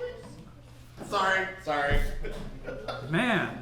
We There's had some, too much eggnog. We're very sorry. I mean, right? There's some places, man, you don't want to be. But there's also some places that for those with discerning tastes, specific needs, or nefarious interests, the lower ward is the place to go. And one place in particular is a haven to those seeking knowledge. The Parted Veil. Nearly every faction in Sigil keeps a secret hoard of knowledge available only to its members, but the owner of the Parted Veil, Kesto Bright Eyes, does his best to even out that imbalance. Kesto runs the Parted Veil, which is a bookstore on a forgotten lane not far from the Shattered Temple. The shop contains a motley array of texts available for sale: histories, novels, atlases, dictionaries, maps, spellbooks, biographies, newspapers, and anything else printed or scribed. And today we find the Right Honorable Reverend Blorbkin VI. He's going Blorf mode. He is. He is. Along with Lubert Pumpernickel. The Blorb is Blorfin. The Blorb is Blorfin. And Blorbkin, you, Jeff, I just need to take a minute to appreciate you. Like really though. Because, you know, it's when you sit behind the table, it doesn't do it justice. How tall is he? But when you stand up and you're out here in front of all of us, it's impressive. It's Luke. It's Luger. It is very Blorbkin, you feel a little bit bad about the whole 1,000 fishes and the smell thing. And you've come here to this den of interstellar knowledge. Maybe to find something to make it up to Tony with, or maybe to learn a little bit more about what practices go on Tony's planet that you can maybe throw another party about in the future. Sure. Is there like a librarian or a person who works there? Yeah. Is there like a bell I can run? Yep. Ding, ding, ding, ding, ding, ding, ding, ding. Thank you so much. Thank you. Yep, it works. Hello. It does. It's great. It works so well. Thank you. The bell? Yeah. No. I'll just take that. Thank you. And standing in front of you is a human, about 5'11". His name is. Who the hell cares how tall they are? How right you are. How right you are. People are just however tall they are. That's true. My name is Kesto. What can I do for the two of you today? Hello, my name is Blorbkin. This is my friend. Blue. Blue and Blorbkin. Lovely to meet you. Can I interest you in anything? I have tomes of knowledge from the I'm far not hungry, reaches. thank you, though. Okay. We just came from a feast, but the truth is I fucked it up. Oh. Well, I'm sorry to hear that. Yeah, it turns out the fish goes bad, and when it goes bad, it goes bad. Not enough air fresheners in the whole fleet. Cover that up. Oh, man. So you're looking for something about like how to clean fish smell out of No, forget all fish things kind of. Got that taken care of. Yeah, we're over that. Okay, great. Yeah, I think it's best. The fish thing was important to a friend of ours, and It's like you as a human. Oh, yeah. You guys hate fish, but you celebrate? Yeah, I wonder if you could explain this to me. I don't know. If it's a human thing. Okay. But, I don't hate fish. Okay, No. good. Yeah. Okay, good. So now that may just two be a for Tony one. thing. All right. Is that it? You wanted to know whether or not humans hate No, fish? but we're looking more into the human customs. Yeah. Right? Yeah, I don't know okay. if you have anything about Gratitude. human mythology, human custom. What's Yeah. What's all that about? Okay, so you want to learn more about human culture? Yeah, that's right. Yeah, because apparently they hate it when you give them like over 1,200 fucking fish. That are rotting. Okay, so I want to. All right, so just so I can assist you better, I want to fully understand. Okay. You gave a human 1,200 fish. I meticulously curated a collection of over 1,200 individual species of intergalactic fish, prepared each and every one into a savory or sweet, delicious meal, and then set them out on a large table facing one way, because apparently on Earth, when y'all take pictures, you sit on one side of the table. Yeah. So then I put that out, I invited everybody over. You know how hard it is to do calligraphy with no hands? I did that. Yeah. No, Who helped? I can imagine. He had to hold the paper. It's real tough. I don't. So we decorate, we put out the spread, we do all that. Now, mind you, it takes a long time to prepare 1,225 individual dishes of fish. Sure. It was spectacular. That sounds amazing, and I have to say, if somebody did that for me, I would be incredibly grateful. You see? It's not a human thing! Okay, that's good to know. At this point, TV's Tony Danza and Fred Savage are in the bookstore as well, witnessing this interaction. Wait, so I think I understand this whole TV thing, but Yeah. like if you were playing Kevin, what would your Sure. what would your emotional motivation be? Yeah, sure. So Kevin, Yeah. that's your character, right? Yeah, Yeah, he's 13. Okay, I'm hormonal. Ooh, you got mom and dad on the show. There's, Joe Cocker. Someone sing Joe Cocker for me. What would you do if I sang how to? Now we can't. What do you want to do? I think that's how I would do it.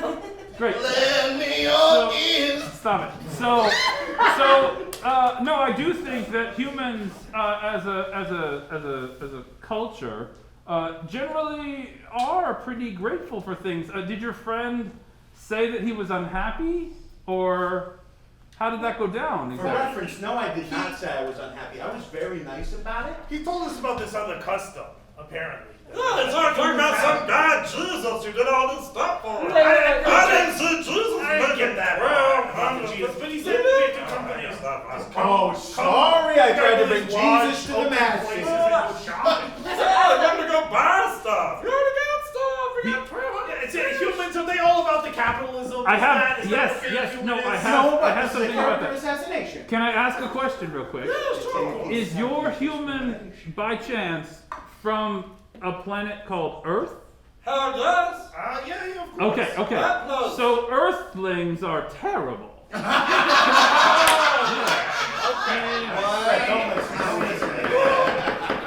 No, I have something about that here. And he pulls a book off a shelf. It is incredibly dusty. It has not been touched in ages, right? He blows the dust off of it and he cracks it open. And it says here, if I may, real quick, it says that it was the night before Christmas. Okay. When all through the house, What happened? What's going on? not a creature was stirring. What about like mouse? Not even a mouse. Not even a mouse. No. So I think Is we that can. for all rodents, or is it just mice? So I just want to point out. It seems that right off the bat here, Christmas time is a time of immense slaughter for humans, right? So the fish thing should have gone over like a balloon filled with. They leave not a creature alive in their houses, okay? All night long. It was a little too peaceful. Yeah, that could have been it, We right? should have orchestrated maybe a battle of some sort, some kind of great combat endeavor. It could be. Brad. What? I roll. Why is your hand raised? I'm trying to be polite. Yeah, go ahead. You know how like ghosts in movies, they can't talk with you directly, but they can shove something over? Yeah, for sure. They can shove something over. Give it a shot. Give it a shot. What do you want me to roll? Well, I want to know what you want to do. I'm gonna knock the book out of this dimwit's hand. Okay, great. Go ahead. I'll tell you what. Since you are completely incorporeal, right? I'm going to let you make an attack roll against the book. with disadvantage because you're a ghost. Okay. So that's an unarmed strike against the book. Just do that, yeah. Okay. And then it says all the stockings were hung. Right? Yeah. Just like all of them? Like how? No trial? Nothing? Not at all. A 10? And as he's telling you this, the book is just batted off his hand onto the floor. I'm here, friends. We're here, buddy. That is a wicked tone. That is it. I'm happy to put it back away. Brad, I apologize. This doesn't normally happen here. What? I'm gonna yank one of Lou's ears real quick. Go ahead and make an unarmed attack against Lou's ears. Oh my God! What'd you get? Son of a bitch! Oh no! Sorry, whose fucking side are you on? The TM's always. Thank you. Side of law and order. Hold on, real quick. I have. Oh jeez. I have a fucking thing. I don't remember what it's called, like something of the talisman. Lady of Pain. Put a little arcane something or other on that hat. gives you 1d4 extra. Oh, great. Oh. Great. I don't know why we're trying to yank your ears, though. I apologize. That's fine. I just want him to know I'm here. Yeah. Yeah, obviously. That's what you want. It's a 13 total. What? It's a 13 total. Yeah, you can yank his ear a little bit. Holy shit! What happened? Jesus Christ, you scared me! Something tugged on it. What is going on in this fucking bookshop? Yeah, man, What kind of establishment are you running? Wait, Tony, I'm starting to think that this isn't about you trying to reach out to your loved ones and it's more about just antagonizing them. I feel like we've lost the plot in terms of this. You know what, Fred? I don't like your tone. And at this point, TV Sony Danza and Fred Savage leave the bookstore. I'm so sorry, gentlemen. This has never happened before. Clearly, something in this book, something about the humans. I'm not sure. We're just gonna put this away. Listen, I'm gonna need to hold on to that book and get a better look at it. Are you sure? It doesn't seem safe, sir. Lure is extremely I'm bright. an expert. I'm gonna cast Identify on the book to see if it's haunted. Great, you do that. I love a haunted.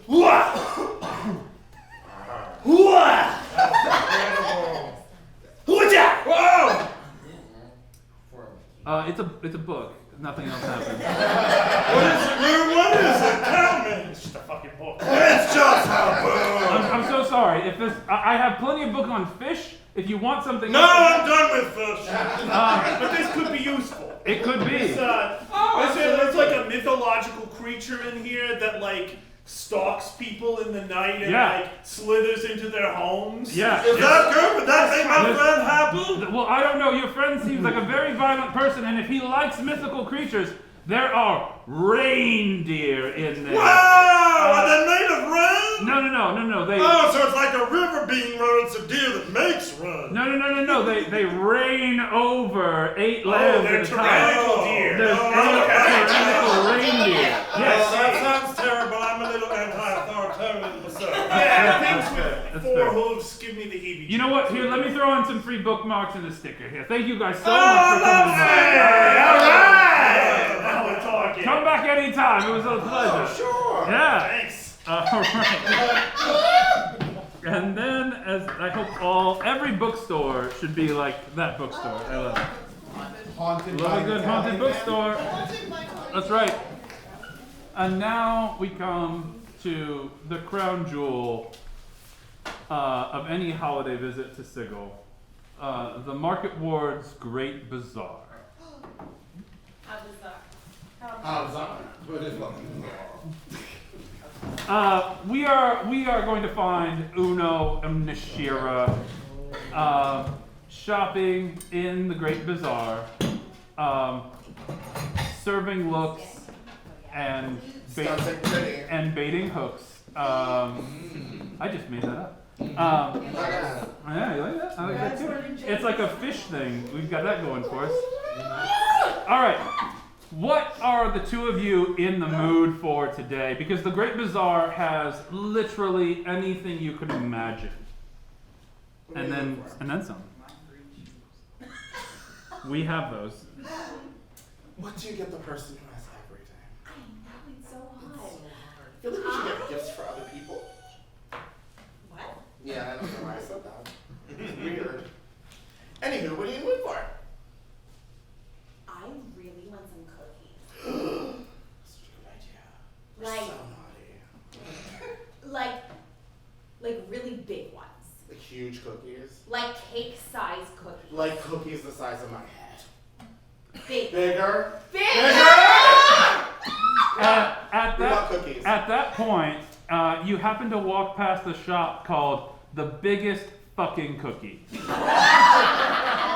So you just said you wanted cookies. Do you see that sign over there? I feel like that's what we should I think that's what we're doing. Amazing. You walk into The Biggest Fucking Cookie, and behind the counter there are about 16 kobolds. Small, dragon-like faced creatures, feverishly working dough, throwing like chocolates and sprinkles and sometimes raisins and butterscotch into all different kinds of cookies for all different kinds of people. Let's not be judgy, you bitches. I just can't. Anyway, they're working for you, and there's a giant sign that says, "Why don't you just tell us what kind of cookie you want?" And then there's no prices listed whatsoever. There's one kobold, obviously female, dressed very nicely, unlike all of the other workers who are behind there covered in flour, standing at the counter, and she says, "Hello, can I help you?" We want some cookies. Really big one. Obviously you want some cookies. You came to the biggest fucking cookie. What else do you want? But let me ask you this. How do you feel tonight? Because you look fabulous. Do you feel fabulous? Always. And in all ways. I like that. I like that. How does the Virgin Mary over here feel? I feel Virginal. potent. Oh, yes. I love that. Slay. Okay. So let me ask you both this. What's your favorite color? Yellow. Yellow. Good. I like that. You, sir. The color of blood. But like specifically butter yellow, like lemon, like it's okay. Imagine like base yellow, Yeah. but like add white to it. Oh, okay. You know, Okay. okay, so but not pastel. No. Like we're not talking buttercup. No. No, it's lemon yellow. Lemon yellow. Like limoncello, No, but not. No. Ooh, limoncello. Lemon yellow. I like that. I like that a lot. Okay, I like I that. just need to be sure. No, I got it. Thinking I of understand. the same hue. I'm right here. I'm right here. All right. Do you think they put limoncello in cookies? You, sir. Color? I need a color. Oh, the color of blood from a human's throat just as it's starting to ooze out. Yeah, we have that. Okay. Do you want like super fresh, but Wait, are they a meat eater or are they vegan? that's what I was gonna ask. You are reading my mind. My gosh. So yeah. Well, we're just talking about color here? Well, we are, Well, yeah, but that like affects how the color. healthy is your human? Like. Do you want like? Maybe slightly anemic. Uh-huh. Okay, so Uh-huh. I like it. I like it. Okay, good. All right. Let's say vegan, Yeah. but every now and then has a mozzarella stick. You know, just for shits and giggles. Yeah, like when nobody's It'll be for shit. Literally for shit. Yeah, it's mostly for shit. Bubblegum. Okay, good. Okay, good. So I like that. I like that. Okay. Now, last question before we get to work on the cookies. Okay. Just like if you were at a B&B, right, and you were waking What's up. that? I'm sorry, a bed and breakfast. It's like a hotel, but like quaint. Okay? And you woke up in the morning, and the two gay men who run the B&B, they were making you breakfast, right? In bed? No, but I like where your head's at. Okay. They're just making you breakfast because they run the place, and they're just like, for the people who stay there, they're making breakfast, okay?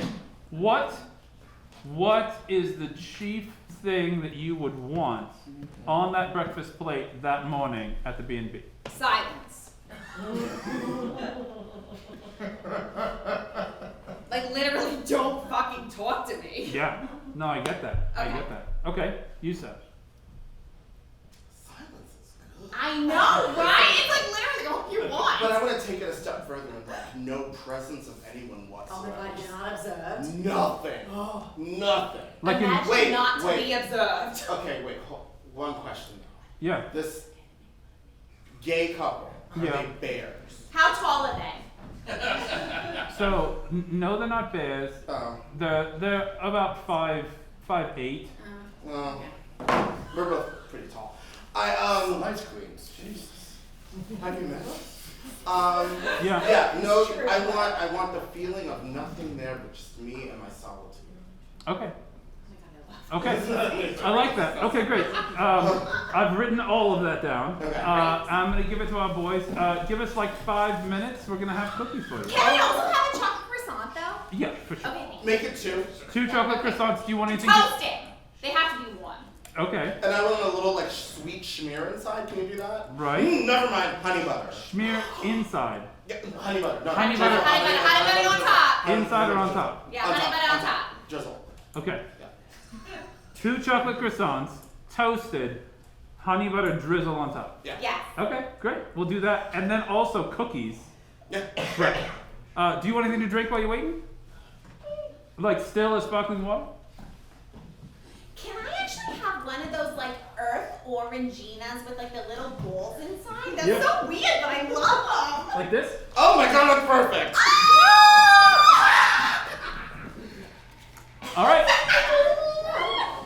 What a good day. There you go. All right, it'll be about 5 minutes. At this point, Fred Savage and Tony Danza. There you go. Here we are. It's the two of us. Once again. 5 minutes. They walk into the cookie shop. Now, the lady didn't put anything in the shop on the list, but like, let's just go nuts, right? I like your attitude. You're like a kid in a cookie store. Yes, I am the boss. Oh, Uno! Hey, buddy, am I incorporeal or what? Yes, you are. There's Tony a Danza. faint whisper of something shivering me. Yeah. All right, so, I come over here to the counter. Oh. Hey, Fred, what you know about these? Ooh, is it alive? Yeah. It's a koosh ball. Oh God! Oh God! Why would you drop it? Okay, I'm learning how to be gentle and nurturing. You're learning how to be a Arms gentle. are all over the place. You're a fucking child. No, it's part of the gig, you know? Okay. Amazing. So what are we doing in here? Why are you playing with these koosh balls all of a sudden? Brad, I don't know. They were on the table. I'm just trying to tune the scenery a little No, bit. that's fine. I like it.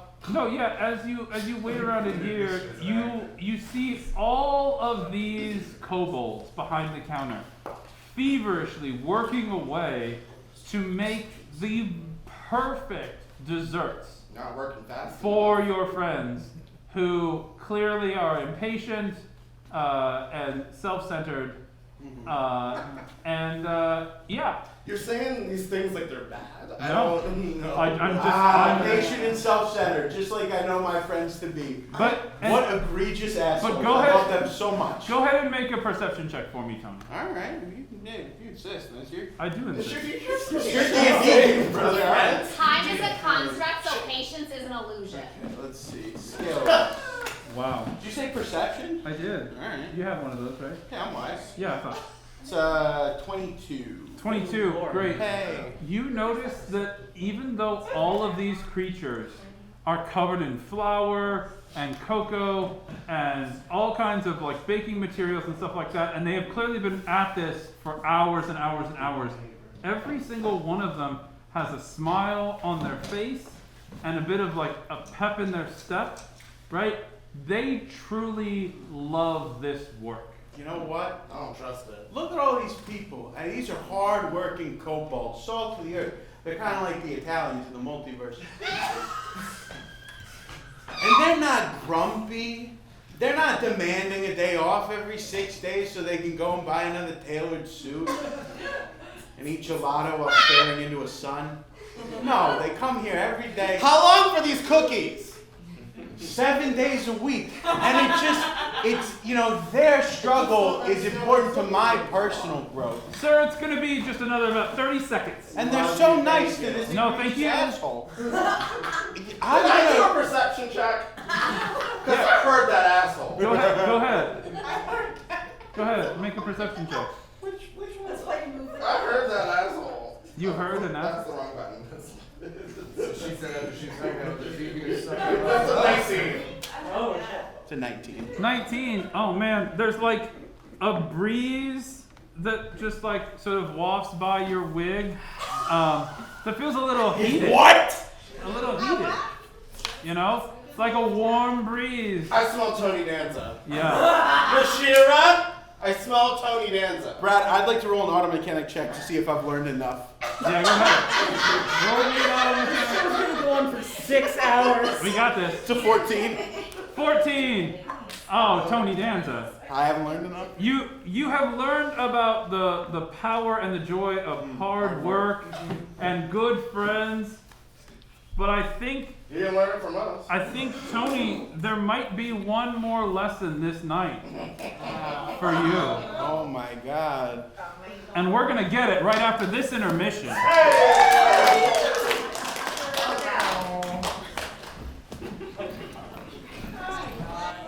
Thank you once again for watching Planar Taxi Company Episode 3 Presents. This is the second intermission. At this intermission, we gave away more t-shirts, we had some more food, and some more merriment ensued. There's not a whole lot else to say, except we would love to have you come and be merry and joyful with us at any of our future episodes. You can see here that we've got 3 more episodes coming this season to round out our inaugural Season 1 Planar Taxi Company in January, February, and March of 2024.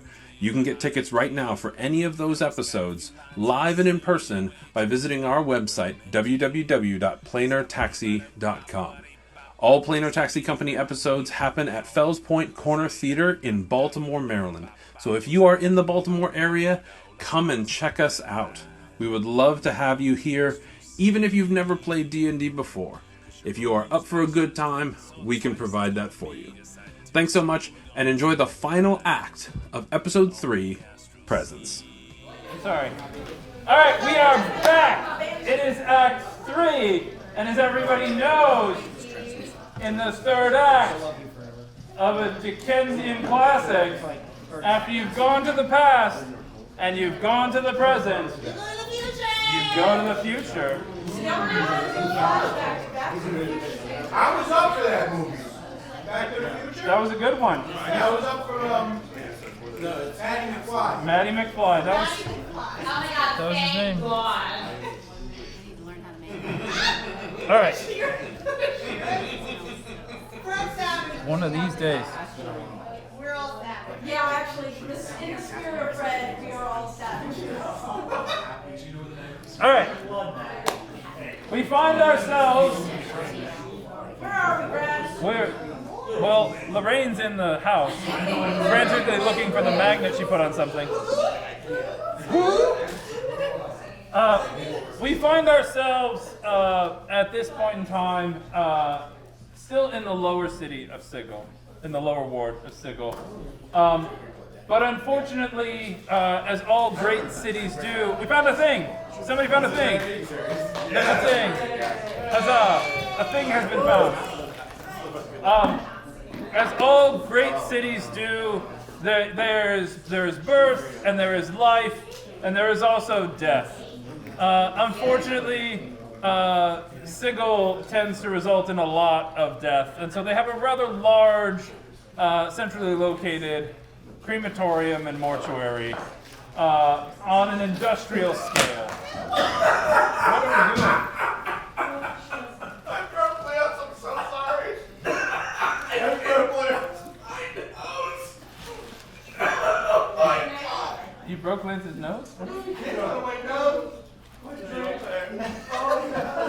Alright. Tell me, dear spirit, are these future? Are these things?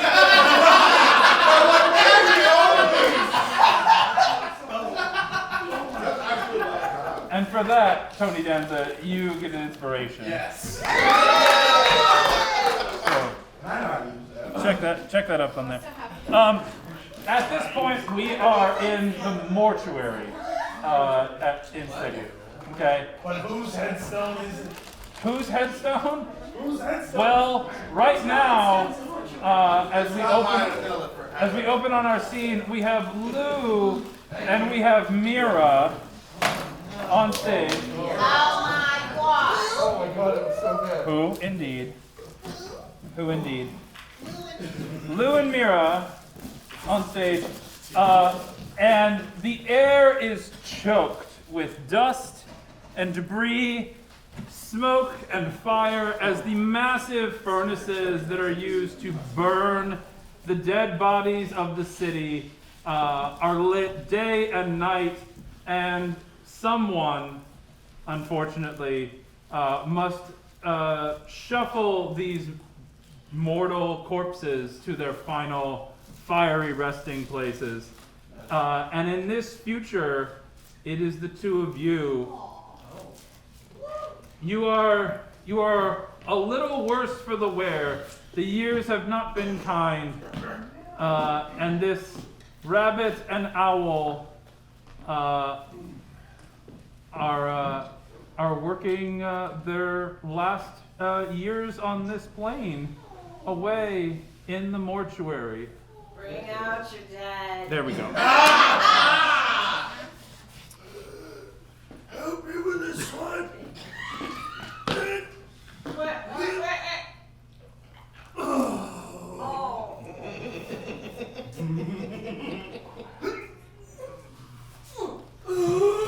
Yeah, I'm gonna need both of you to make Constitution saves. Right there. Yeah. The Constitution isn't what it used to be. That's right. I don't even know what my constitution is. 19. Shit. I'm okay. 12. No, you both live to see another day.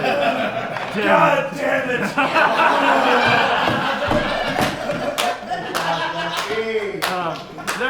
There is a wagon that is sort of like an old coal cart set up on a rail that you are just sort of loading bodies into, and then you can push them on the way to the furnace. You know, it would be easier if we took them apart first.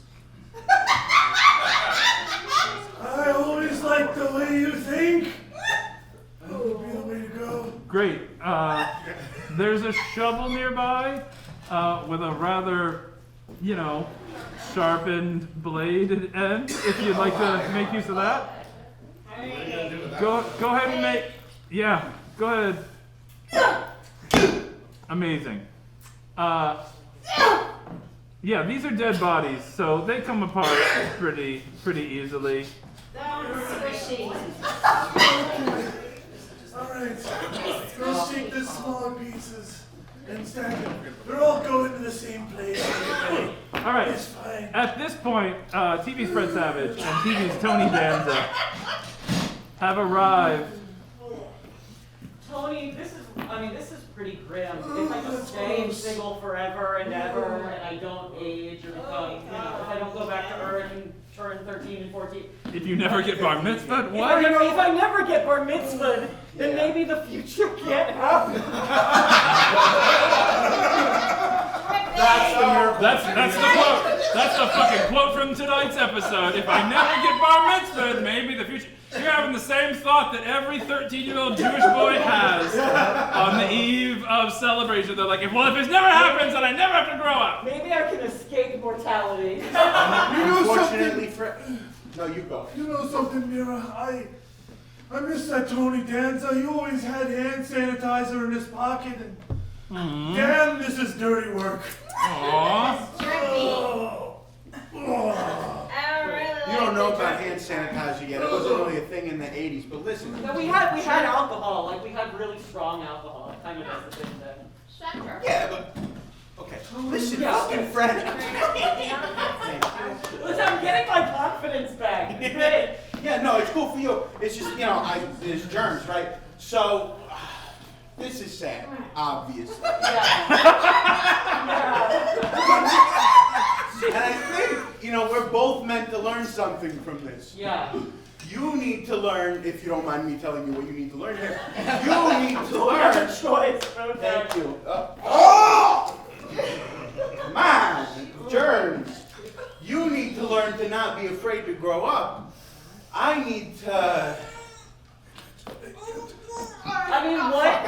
What would TV's Tony Danza learn or improve upon? Well, that's the issue we've been having all episode. Go ahead and make an auto mechanics check. All right. You guys have pretty severely loaded this cart, and now I'm gonna need you to push it down the track toward the incinerator. Oh.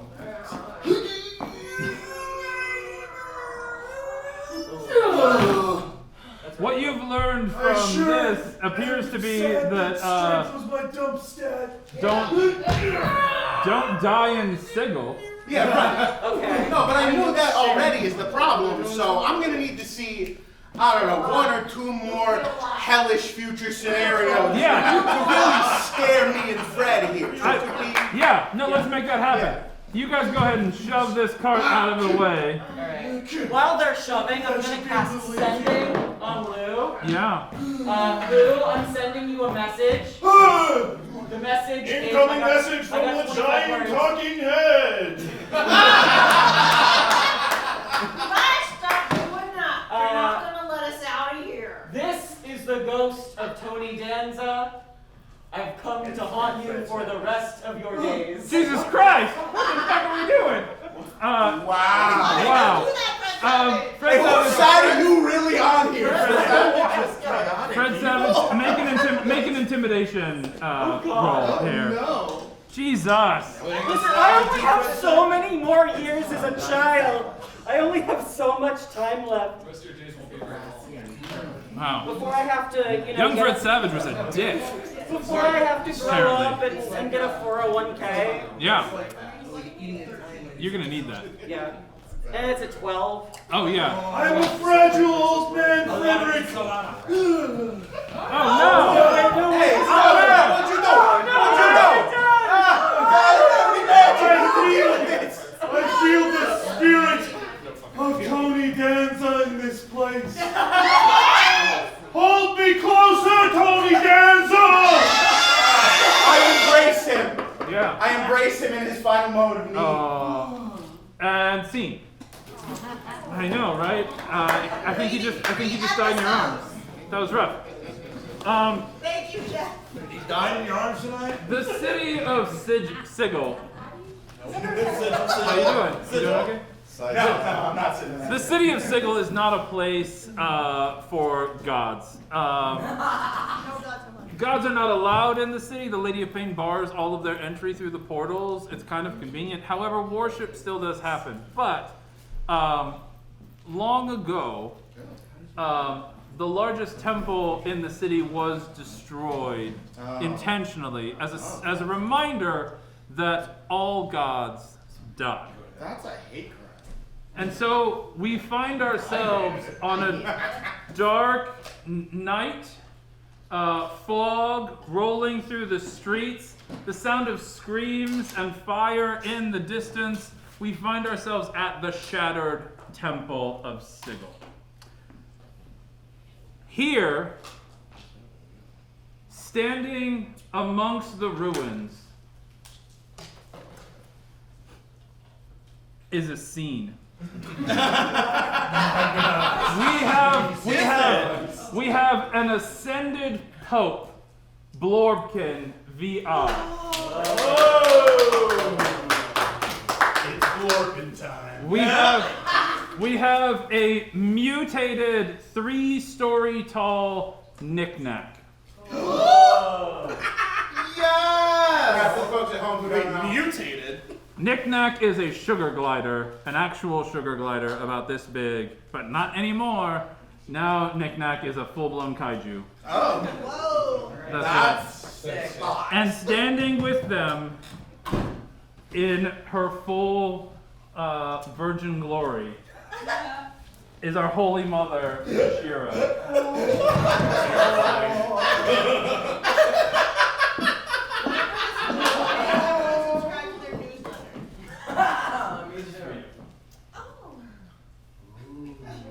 No, you're good. Can I push the button? Yep. They stand at the base of the steps to the temple, and rising up in front of them, flanked by 2 twin half-orcs, Ruby and Scarlet, Scarlet. Throwback. having finally turned to the dark side. Lysithian Woladay. No, lies. I mean, we knew this was gonna happen. And I'm going to need all of you to roll initiative. Oh. 17. Oh, I could have done that for you. Sorry. Hold me closer, Tony Danza.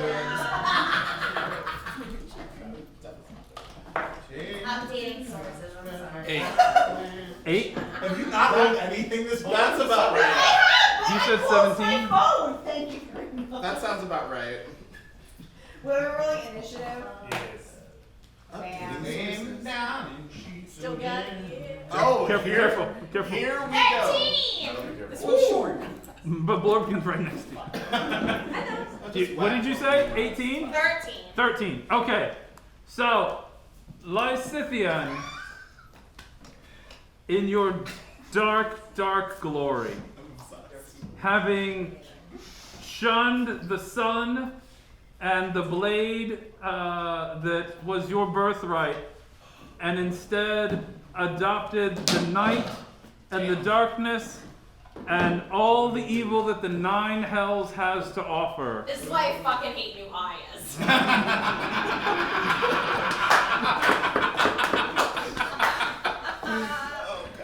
You stand resplendent, having decimated the Outlands, the Spire, and most of the city of Sigil.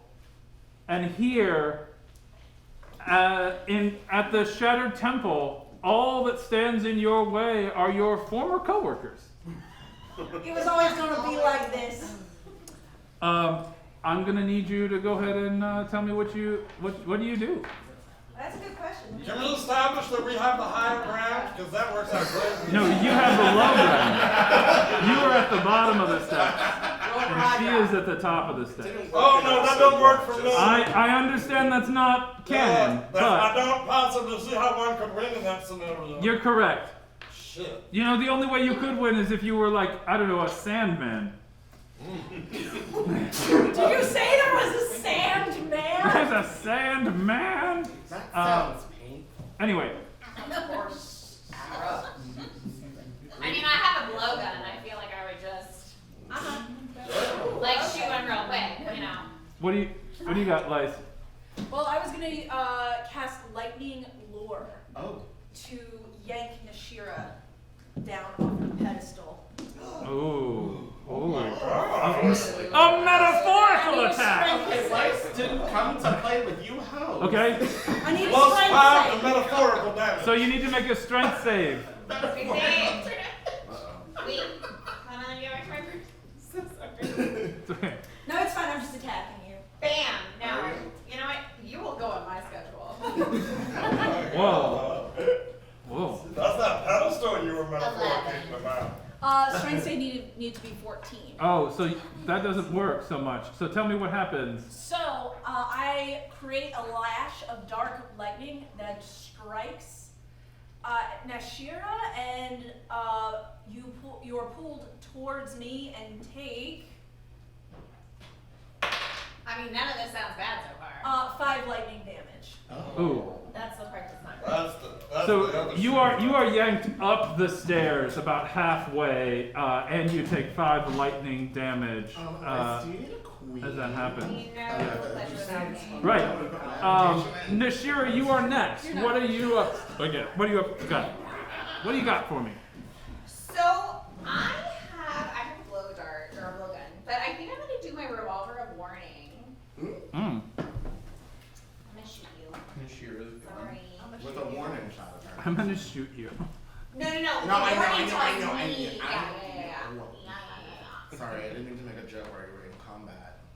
Gross. 14. Oh, my rolls are so terrible. 14 to hit? Yeah, but I might do a lucky. 14 hits. 14 hits or I not? might do a lucky. It No, doesn't. 14, but I might do a lucky. But you don't need to, Why? because the 14 hits. I thought it was 15. No, that my attack save and my armor. Okay, perfect. Bye. So how much damage do you do? Roll damage there. 2d8 plus 2. Okay, let me tell you. 16. 16 damage. Oh. That sucks. You brought a knife to a gunfight, apparently. Didn't know that was an option. I mean, right? We were using laser swords. That's why we have them. I know, right? Blorbkin, you're up next. Trying to bring in force lightning. I know, that was good. That was Yeah. I want to get my Eldritch Tattoo going. Yeah. Or I'm sorry, actually first I'm gonna summon my Arms of the Astral Self. Yep. Then I'm gonna slap the shit out of this motherfucker. So let's see how that goes. 24 to hit. 24 hit. Is that good for you? Yeah. I mean, it's probably not good, but a hit. Pretty good for me. Not gonna lie. And the damage we're doing on that one is 12. Okay. 12 damage. All right. And then I'm gonna hit you again with my other arm. The other one. You have 2 arms? No, brother, I got 8 now. Oh my God, that arm, I wasn't even paying attention to that one. I got 9. I forgot. Oh, God. Okay. My friends are hitting my friends. I've learned my lesson now. Oh my God. Come on in here, Tony. Oh, not 20 to hit. Oh, no. That's not the shoe of touch. All right. Well, I guess the bad guy doesn't win this time. And the damage on that. And how are they the good guys? Right, Maybe they're not. We'll see how this goes. And that's a 17 damage. I'm still up. Amazing. All right. Still up. So at this point, you guys are witnessing your dear friends, who you have seen, I only have. These are dear That's like we were roommates. Yeah, friends. This We is had so movie night. I made you popcorn. I don't even like cattle corn. You watched all these guys all day today be friends and friends of mine. Yeah, but your lab is really annoying. And now they're fighting each other and also being catty, which seems inappropriate given the stakes of what's going on. You wish to ascend to godhood. You should have known better. No, I don't. I just want to be chill. I just wish I had been more appreciative of the 1,000 fishes. It was such a nice gesture.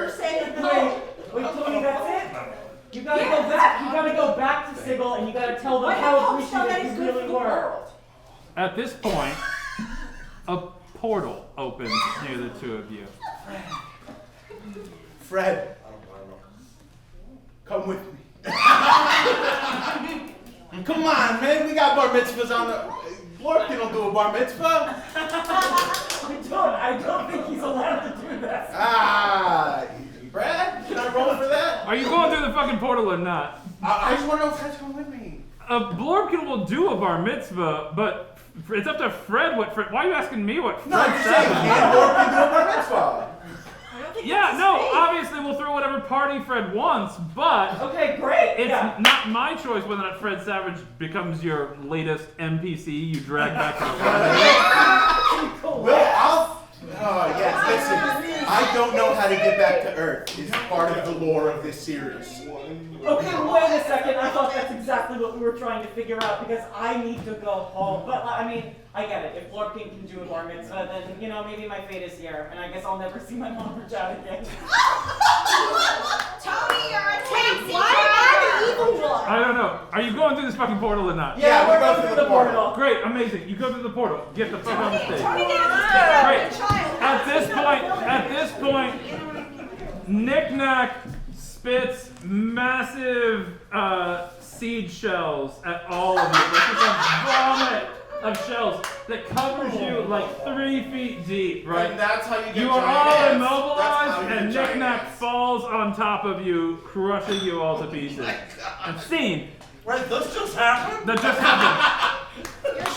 It's over. I hope you appreciated that. Know that Knick Knack will be your end. What was the point of this? Right. What was the point? A white man's growth, as always. Oh, of course. Right. Keep up, huh? Glad to be of service. Thank you. You guys. Is that a future that baby only? Who knows?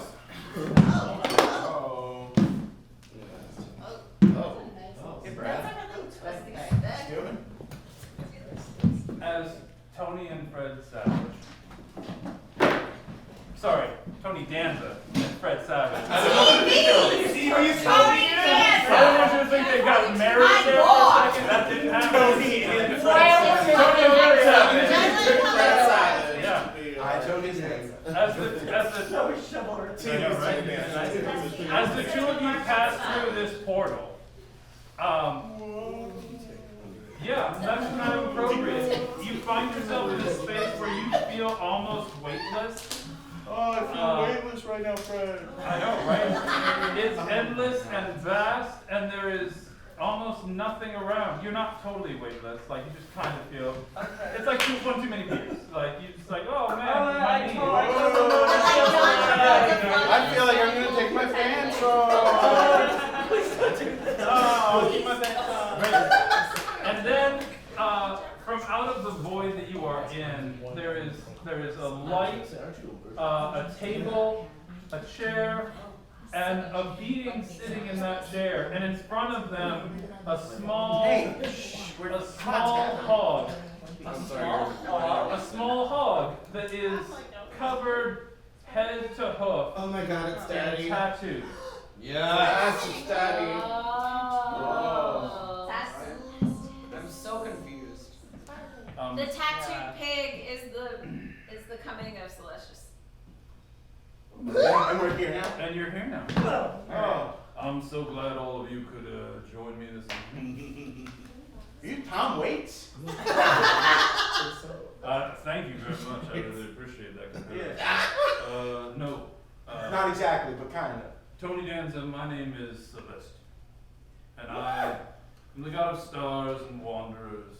Very much what you are. Fred Savage. You're 13, so I can't really talk to you then. It's kind of a weird thing. I'm just gonna stand over here. Is it like a 100 yards situation? Kinda, yeah.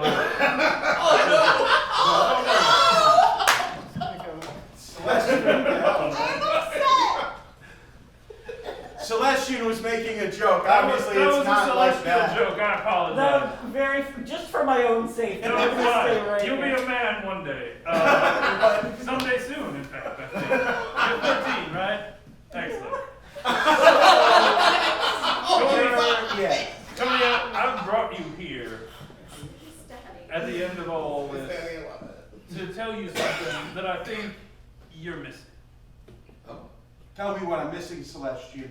I've seen visions of past, present, and future, and I just want to go back to my friends and make amends. Please tell me what I need to know. Tony, I appreciate you coming to me and all humble like this and everything, but you can knock it off. Your TV's Tony Danza. You wanna? You are, as they say, the boss. You know, I thought. What I came here to tell you, Tony, is that everyone has a place and everyone has a purpose. And I know that you've been here several years now. It's tough to tell when you're so far away from your own solar system. Well, also when you look as good as you do, Tony, seems like not a fucking day goes by. But I want to let you know that as much as you miss your home and as much as you miss your family, during the holidays, I'm sure that it's as hard as it ever is. It's tough to miss New York on Christmas. The stinkiest, most beautiful place in the world. Full of rats and thieves. I have been all over the cosmos, Tony, and I will say that is 100% true. There are no more rats anywhere than there are in the city of New York on the planet Earth. That's right, baby. And that's only counting the humans. That's right. Now, Tony, I want you to know that with a snap of my fingers, I could send you back home to your family right now. That's right. You could take me home. Well, I wouldn't go with you. Well, let's be clear about that. Okay. Jesus Christ, semantics. Okay, you have two fans But I that could really send you home. But here's the thing, Tony. Everyone has a purpose. And right now, you are exactly where you need to be. Fred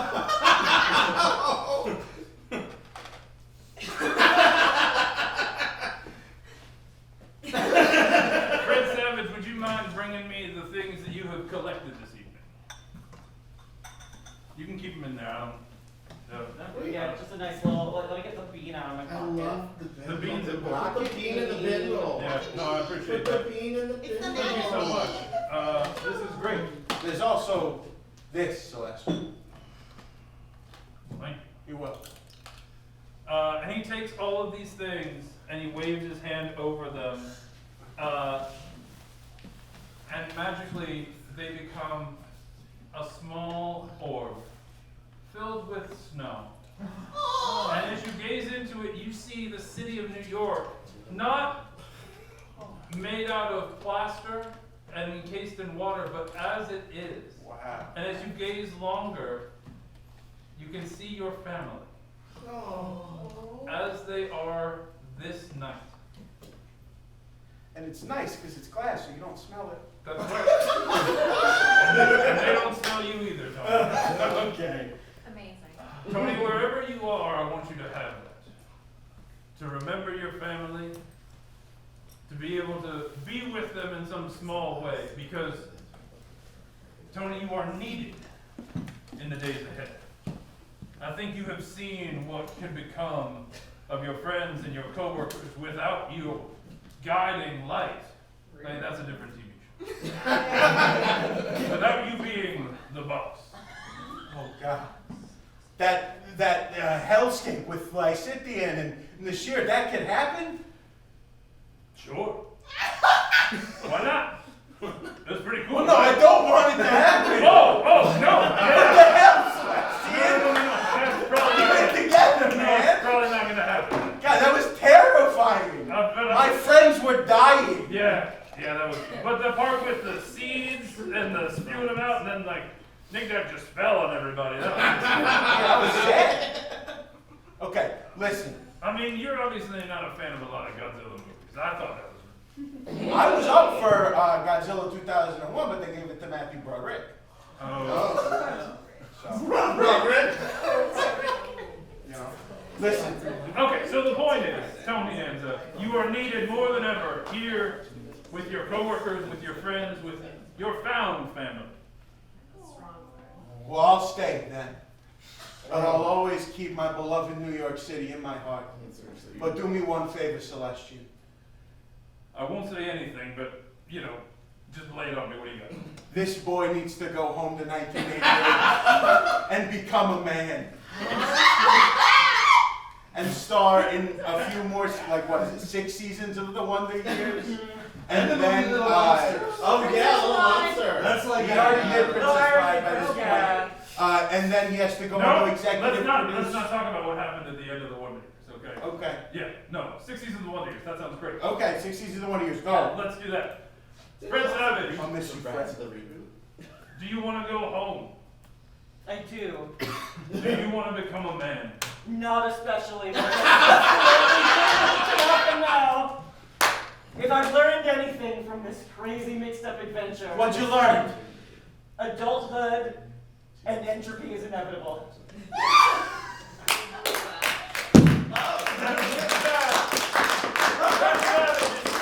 Whirling back to 1988 to star in the very first season of The Wonder Years, and we are brought to a small dive bar known as the Bottle and Jug.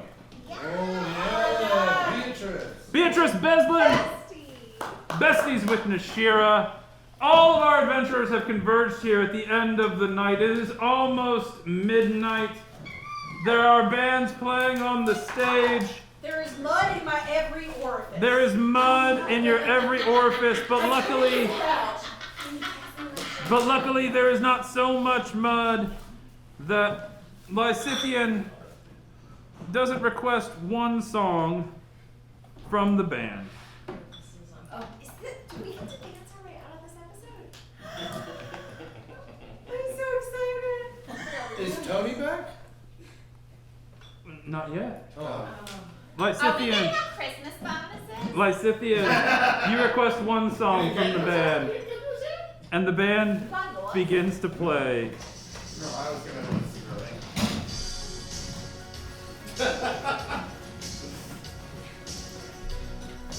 As the crew of the Planar Taxi Company comes to dance at the end of the midwinter festival, spending one last evening together in the midst of fish smells and mud baths and battles to be, TV's Tony Danza arrives at the bar to see all of his friends and all of his family. you're alive! Oh, Lou, what day is it? What day is today, son? It's Wednesday? There's still time! There's still time! Are you evil? Oh, God, it's great! It's real! Oh, my God! Oh, thank you, Jesus! Celestian! Amazing.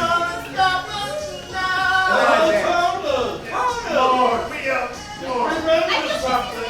Make up for the whole the fish fiasco. I feel really bad about the fish, Tony, so we Went were back to my shop and we made you this little manger. It's a sculpture of your friend, baby Jesus. And he's in a little manger. And it's made out of baby cheeses. Who?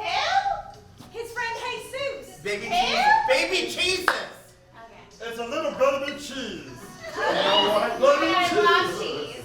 You guys are the best friends a guy in his 70s from Earth who's stuck in outer space, working at a taxi company, could ask for. God bless us, everyone. Yeah! Happy holidays from everyone here at the Planar Taxi Company. Reminding you that no matter where you are and no matter who you are exactly who you need to be.